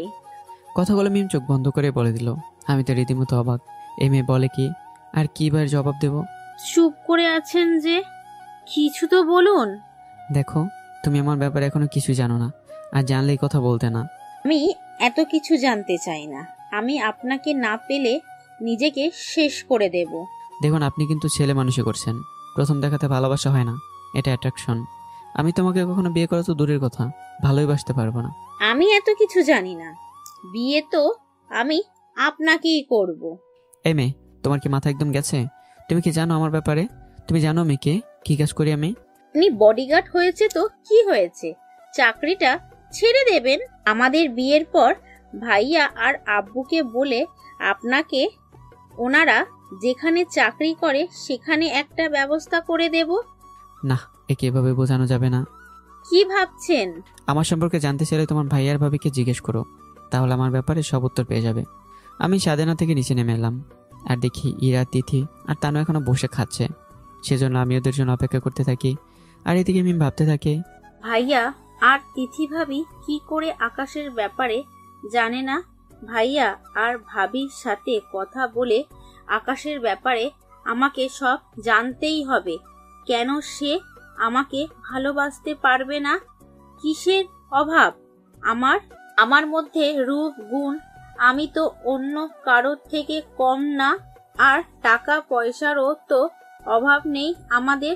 তাহলে আমাকে রিজেক্ট করার সাহস কি করে হলো ওর? এদিকে আমি ভাবতে থাকি, সত্যি তো, মিমের তো কোনো কিছুর অভাব নেই। মেয়েটা যেমন সুন্দর তেমন রূপবতী, কিন্তু আমি যে একজনকে আমার এই মনটা দিয়ে দিয়েছি, তাকে ছাড়া অন্য কাউকে নিজের জীবনসঙ্গী হিসেবে মেনে নিতে কখনোই পারবো না। এরা তানু আর তিথির খাওয়া দাওয়া শেষ হলে আমি ওদের নিয়ে রুমে আসি। ওরা বসে বসে গল্প করে। আমি খেয়াল করি মিমার পরিবারের সবাইকে নিয়ে তিথি রুমে এসে হাজির। আসসালামু আলাইকুম আঙ্কেল। ওয়ালাইকুম আসসালাম। আপনারা এখানে কোনো দরকার ছিল? তাহলে আমি বাইরে অপেক্ষা করি, আপনারা কথা বলুন। আসলে তোমার সাথে আমার কথা বলতে এসেছি। এতক্ষণ পর আমি ব্যাপারটা বুঝতে পারলাম, কিন্তু মিমের ভাইকে কোথাও দেখতে না পেয়ে সেজন্য আমি চিন্তা করলাম এখন ওনাদের কিভাবে বোঝাই। কোনো সমস্যা? না আঙ্কেল, এমনি। তাহলে একটু আমাদের সাথে আসো। ঠিক আছে বলে ওনাদের সাথে যেতে লাগলাম। হঠাৎ করে মিম বলে উঠল, ভাবি তুমিও চলো আমাদের সাথে। ইরা, তানু তোমার গল্প করো, আমি একটু আসছি। ঠিক আছে। ইরা, তানু ছাড়া আমরা সবাই রুম থেকে বের হয়ে এলাম আর একটা রুমের মধ্যে ঢুকলাম। রুমটা দেখে মনে হচ্ছে এটা মিমেরই রুম, কেন রুমের দেয়ালে অনেক বড় করে মিমের ছবি টানানো আছে। সত্যি মিমের রুমটা অনেক সুন্দর। একটু পর দেখি মিমের ভাইও এসেছে। জি আঙ্কেল, কেন ডেকেছেন আমাকে? আমরা তোমার আর মিমের ব্যাপারে তোমার মা বাবার সাথে কথা বলতে চাই। কেন আঙ্কেল? দেখো, মিম আমাদের সব বলেছে। ও তোমাকে পছন্দ করে ফেলেছে। ওর সুখেতে আমাদের সুখ। তাই ওর জন্যই তোমাদের ব্যাপারে কথাবার্তা বলতে তোমার বাড়িতে আমরা বিয়ের প্রস্তাব নিয়ে যেতে চাই, যদি তোমার কোনো আপত্তি না থাকে। প্লিজ আঙ্কেল, আমি আপনাদের এই আবদারটা রাখতে পারলাম না। তুমি যদি চাও আমরা এই বাড়ি তোমার নামে লিখে দেব, তবুও তুমি না করো না বাবা। কি কারণে আমি আপনাদের মেয়েকে বিয়ে করতে পারবো না সে উত্তর না হয় আপনার পুত্রবধূ তিথি থেকে জেনে নেবেন, আর আমার পরিচয় আপনার বড় ছেলে জসিমের থেকে জেনে নেবেন। কথাটা বলেই আমি রুম থেকে বের হয়ে এলাম। আমার এমন কথায় মিমের আব্বু আম্মু দুজনেই জসিম আর তিথির দিকে তাকালেন। বোমা, বলো আকাশ কেন মিমকে বিয়ে করতে পারবে না? কারণ আকাশ আমার মামাতো বোন ইরাকে ভালোবাসে আর বিয়ে ইরাকেই করবে, সেজন্যই মিমকেও বিয়ে করতে পারবে না। কিন্তু ও তো ইরার বডিগার্ড। কিন্তু ইরা কি আকাশকে কখনো বিয়ে করবে? আর ইরার তো এত টাকা পয়সা নাই যে ও বডিগার্ডে বিয়ে করবে। দেখুন আব্বু, আমি যা জানি তা বলে দিয়েছি, বাকি কথা আপনার ছেলের থেকে শুনে নেবেন। বলেই তিথি রুম থেকে বের হয়ে গেল। মিম তো তিথির কথায় অবাক, তার বাবাকে জড়িয়ে ধরে কান্না করতে থাকে। তুই চিন্তা করিস না মিম, দরকার হলে আমাদের সমস্ত সম্পত্তি ওর নামে করে দিব, তুই চিন্তা করিস না। দেখ মা, আমাদের সব সম্পত্তি বিক্রি করলে যে দাম হবে তা আকাশের পরিবারের 1 মাসের খরচও হবে না। মানে? তোমরা ওনার আসল পরিচয় জানো না, সেজন্য এই কথা বলছো। যদি জানতে তাহলে আর কথা বলতে না। তাই আমি বলি কি, উনি যখন আরেকজনকে ভালোবাসে তাহলে মিম বোন আমার, তুই আকাশকে ভুলে যা। এইদিকে আমি, তানু, ইরা আমরা তিথি থেকে বিদায় নিয়ে গাড়িতে উঠি। আমি গাড়ি ড্রাইভ করছি। আমরা অনেকটা পথ চলে আসলাম। তখনই ইরা প্রশ্ন করলো, আঙ্কেল, আন্টি তোকে নিয়ে আলাদাভাবে কি কথা বলেছিল? তেমন কিছু না ম্যাডাম, আমার পরিবারে কে কে আছে ওটা জিজ্ঞাসা করছিল। ও আচ্ছা। ম্যাডাম, এখানে আসার পর আপনি কিডন্যাপের কথা বাড়িতে বলবেন না। কেন? জানলে ওনারা শুধু শুধু চিন্তা করবে। ঠিক আছে, বলবো না। আর ম্যাডাম, কখনোই আংটিটা হাত থেকে খুলবেন না। এইদিকে আমি গাড়ি ড্রাইভ করে তানুকের বাসায় নামিয়ে দিই। তানুকে বিদায় দিয়ে আমি গাড়ি ড্রাইভ করে ইরাদের বাসায় চলে আসি। ইরা গাড়ি থেকে নেমে ওর আব্বুকে জড়িয়ে ধরে। কেমন আছো আব্বু? এই তো মা, ভালো আছি। তুই কেমন আছিস? এই তো আব্বু, অনেক ভালো। তা তোমার ফুফাতো বোনের বিয়েতে কেমন মজা করলে? অনেক মজা হলো, কিন্তু কিন্তু কি, কোনো সমস্যা হয়েছে? আব্বু তিথির জন্য মন খারাপ করছে। দেখো মা, একদিন না একদিন সবাইকে তো পরের বাড়িতে যেতেই হবে। আর তোকে যখন বিয়ে দেবো তখন তো তোকে অন্যের বাড়িতে চলে যেতে হবে, তাই না? আমি এখন বিয়ে করতে চাই না, আর তুমিও কিন্তু আমাকে জোর করতে পারবে না। ঠিক আছে, করবো না। তুই পরে গিয়ে রেস্ট নে। ঠিক আছে আব্বু। আকাশ, তুমি কেমন এনজয় করলে? অনেক ভালো স্যার। তাহলে তুমি এখন আসতে পারো, আমি ফোন করে চলে আসবে। ঠিক আছে। আমি ইরার বাবার থেকে বিদায় নিয়ে বেরিয়ে পড়লাম। অনেক ক্লান্ত লাগছে, তাই গাড়ি একটু জোরে চালিয়েছি। আমি আমাদের বাড়িতে চলে আসলাম। এসে আমি আমার রুমে চলে গেলাম। আর সিকিউরিটিদের বলে দিলাম আমাকে যেন কেউ ডিস্টার্ব না করে। ঠিক আছে, কিন্তু ছাড়, আর ম্যাডাম আসলে কি বলবো? বলবে আমি এখন খুব ক্লান্ত, একসাথে ডিনার টেবিলে কথা হবে। ঠিক আছে, ছাড়। আমি ওয়াশরুমে শাওয়ার নিয়ে ঘুমিয়ে পড়ি। এইদিকে আমার আব্বু আমার বাড়িতে আসার কথা শুনে অফিস থেকে চলে এসছে, আর ওনারা এসে আমার রুমের সামনে এসে হাজির। স্যার, ছোট ছাড় বলে দিয়েছে ওনাকে কেউ যেন ডিস্টার্ব না করে। উনি বলছে রাতে ডিনার টেবিলে কথা বলবে। আচ্ছা ঠিক আছে, তোমরা ওর খেয়াল রেখো। আমি অনেকক্ষণ ঘুমানোর পর সন্ধ্যায় উঠে বারান্দায় যাই, আর বিয়েবাড়িতে হওয়া কাহিনীগুলো মনে করি আর মিটিমিটি করে হাসি। বারান্দায় অনেকক্ষণ থাকার পর আমার সিকিউরিটি আমাকে কল দেয়। হ্যাঁ বলো। স্যার, ম্যাডাম আপনাকে খেতে ডেকেছে। ঠিক আছে, আমি আসছি। আমি রুম থেকে বের হয়ে ড্রয়িং রুমে চলে যাই মা বাবার সাথে কথা বলতে। আচ্ছা, ওরা তোমার উপর হামলা করলো কেন? জানি না আব্বু, যদি আমি সবটা জানি তবু আব্বুকে কিছু বললাম না, কেননা ওনারা জানলে শুধু শুধু চিন্তা করবে। কি দরকার, ওই চাকরিটা ছেড়ে দে, আমি চাই না তোকে হারাতে। তুমি চিন্তা করো না মা, তোমাদের দোয়াতে আমার কিছুই হবে না। তাই যেন হয়। অনেক রাত হয়েছে, এবার গিয়ে রেস্ট নাও। ঠিক আছে আব্বু। ওখান থেকে উঠেই আমি আমার রুমে চলে যাই, আর সেই ঘুমিয়ে পড়ি। আর সকালে ফোনের রিংটোনে আমার ঘুম ভাঙে। ফোন আর কেউই নয়, ফোন দিয়েছে আমার ফুফাতো ভাই রিয়াদ। কিরে, কেমন আছিস? ভালো, তুই? তা হঠাৎ কি মনে করে ফোন দিলি? শুন, আমি না 1 মাসের জন্য দেশে আসবো। কি সত্যি? কবে আর কখন? সামনের মাসে আসবো। তা হঠাৎ কি মনে করে আসা হচ্ছে শুনি? ঘুরতে আসবো। তাহলে তো ভালোই হবে, কয়েকদিন আমি ছুটি পাবো। মানে? মানেটা সিম্পল, তুই দেশে আসলে আব্বুর সাথে কয়েকদিন আমাদের ব্যবসা দেখবি আর কি। তা আমি যদি ব্যবসা দেখি তাহলে তুই কি করবি? আমি আর কি করব, চাকরি করব। তোর যে চাকরি তা আমার ভালো করেই জানা আছে। আচ্ছা আমি ফোন রাখছি, আসার আগে তোকে ফোনে বলে দিব। আচ্ছা ঠিক আছে, কিন্তু আমি আসবো নাকি? না, সাথে আসতে চেয়েছিল, কিন্তু আমি চলে আসলে তো আব্বুর পক্ষে একা বিজনেস সামলানো কঠিন হয়ে যাবে, সেই জন্য সাথীকে আনবো না। ঠিক আছে, আসার সময় আমাকে বলিস, আমি তোকে এয়ারপোর্ট থেকে নিতে অবশ্যই আসবো। আচ্ছা ঠিক আছে, এখন রাখি। রিয়াদ ফোন রেখে দেয়। আমি ভাবতে থাকি রিয়াদ আসলে তো ভালোই হবে, কেননা আমার কয়েকদিন অফিসের কোনো কাজই করতে হবে না। আমি ফ্রেশ ইরাকে ফোন দিই, আর এই কারণেই ফোন করি কারণ আজকে মিরাদের বাসায় যাব না, অফিসে যাব, কেননা আজকে অফিসে প্রচুর কাজ পড়ে আছে। ম্যাডাম আজকে কি ডিউটিতে আসবো? না, আসতে হবে না, আর আপনাকে আজ আর কালকের দিনটাই ছুটি দিলাম। ঠিক আছে ম্যাডাম, ধন্যবাদ। যাক ভালো হয়েছে, ছুটি পেলাম। তাহলে আজকে একটু অফিস থেকে ঘুরে আসি। সেই জন্য আমি ফ্রেশে ব্রেকফাস্ট করার জন্য নিচে এলাম, আর দেখি আমার আব্বু টিভি দেখছে। আব্বু আজকে অফিসে যাবে না? না, আজকে তেমন কোনো কাজ নেই আমার, আর ম্যানেজারকে বলে দিয়েছি কোনো সমস্যা হলে ফোন করতে। তা তুই কোথাও যাচ্ছিস নাকি? হ্যাঁ আব্বু, একটু বন্ধুদের সাথে ঘুরবো, আর সময় পেলে অফিস থেকেও ঘুরে আসবো। ঠিক আছে, তাহলে তো ভালোই হয়। আমি ম্যানেজারকে বলে দিব কোনো সমস্যা হলে যেন তোকে ফোন করে। আচ্ছা আব্বু, আমি তাহলে আসি। আরে নাস্তা তো করে যা। এখন না, অনেক দেরি হয়ে গেছে। আসি আম্মু। সাবধানে যাবি। বডিগার্ড কয়েকজন সাথে নিয়ে যা। লাগবে না আব্বু। যদি কোনো সমস্যা হয়? বন্ধুরা তো থাকবে, আর তুমি তো জানো আমার বন্ধুদের মধ্যে সবার সাথেই বন্দুক থাকে, আর আমার কাছে তো থাকবেই। আচ্ছা যা। আমি আমার আব্বু আম্মু থেকে বিদায় নিয়ে গাড়ি করে একটা শপিং মলে আসি। আর শপিং মলে আসার কারণ হচ্ছে আমার সব বন্ধুরা এখানে আসবে, সেজন্য শপিংয়ে আসা। আমি শপিং মলের সামনে এসে গাড়ি পার্কিং করে শপিং মলের ভিতরে ঢুকে যাই, আর দেখি বন্ধুরা আমার জন্য দাঁড়িয়ে আছে। ওদের কাছে যেতেই যাকে দেখলাম তাকে দেখে তো আমার মাথা ঘুরে যাওয়ার অবস্থা। তো এরপর কি হয়েছে সেটা যদি আপনারা জানতে চান, এর পরের সিজন মানে লাস্ট সিজনের জন্য অপেক্ষা করতে হবে। এরপরে লাস্ট সিজন। তো বন্ধুরা, কেমন হয়েছে গল্পটি অবশ্যই কমেন্ট করে জানাবেন, আর নতুন গল্পে তৈরি থাকবেন। ভালো থাকবেন, সুস্থ থাকবেন। আল্লাহ হাফিজ।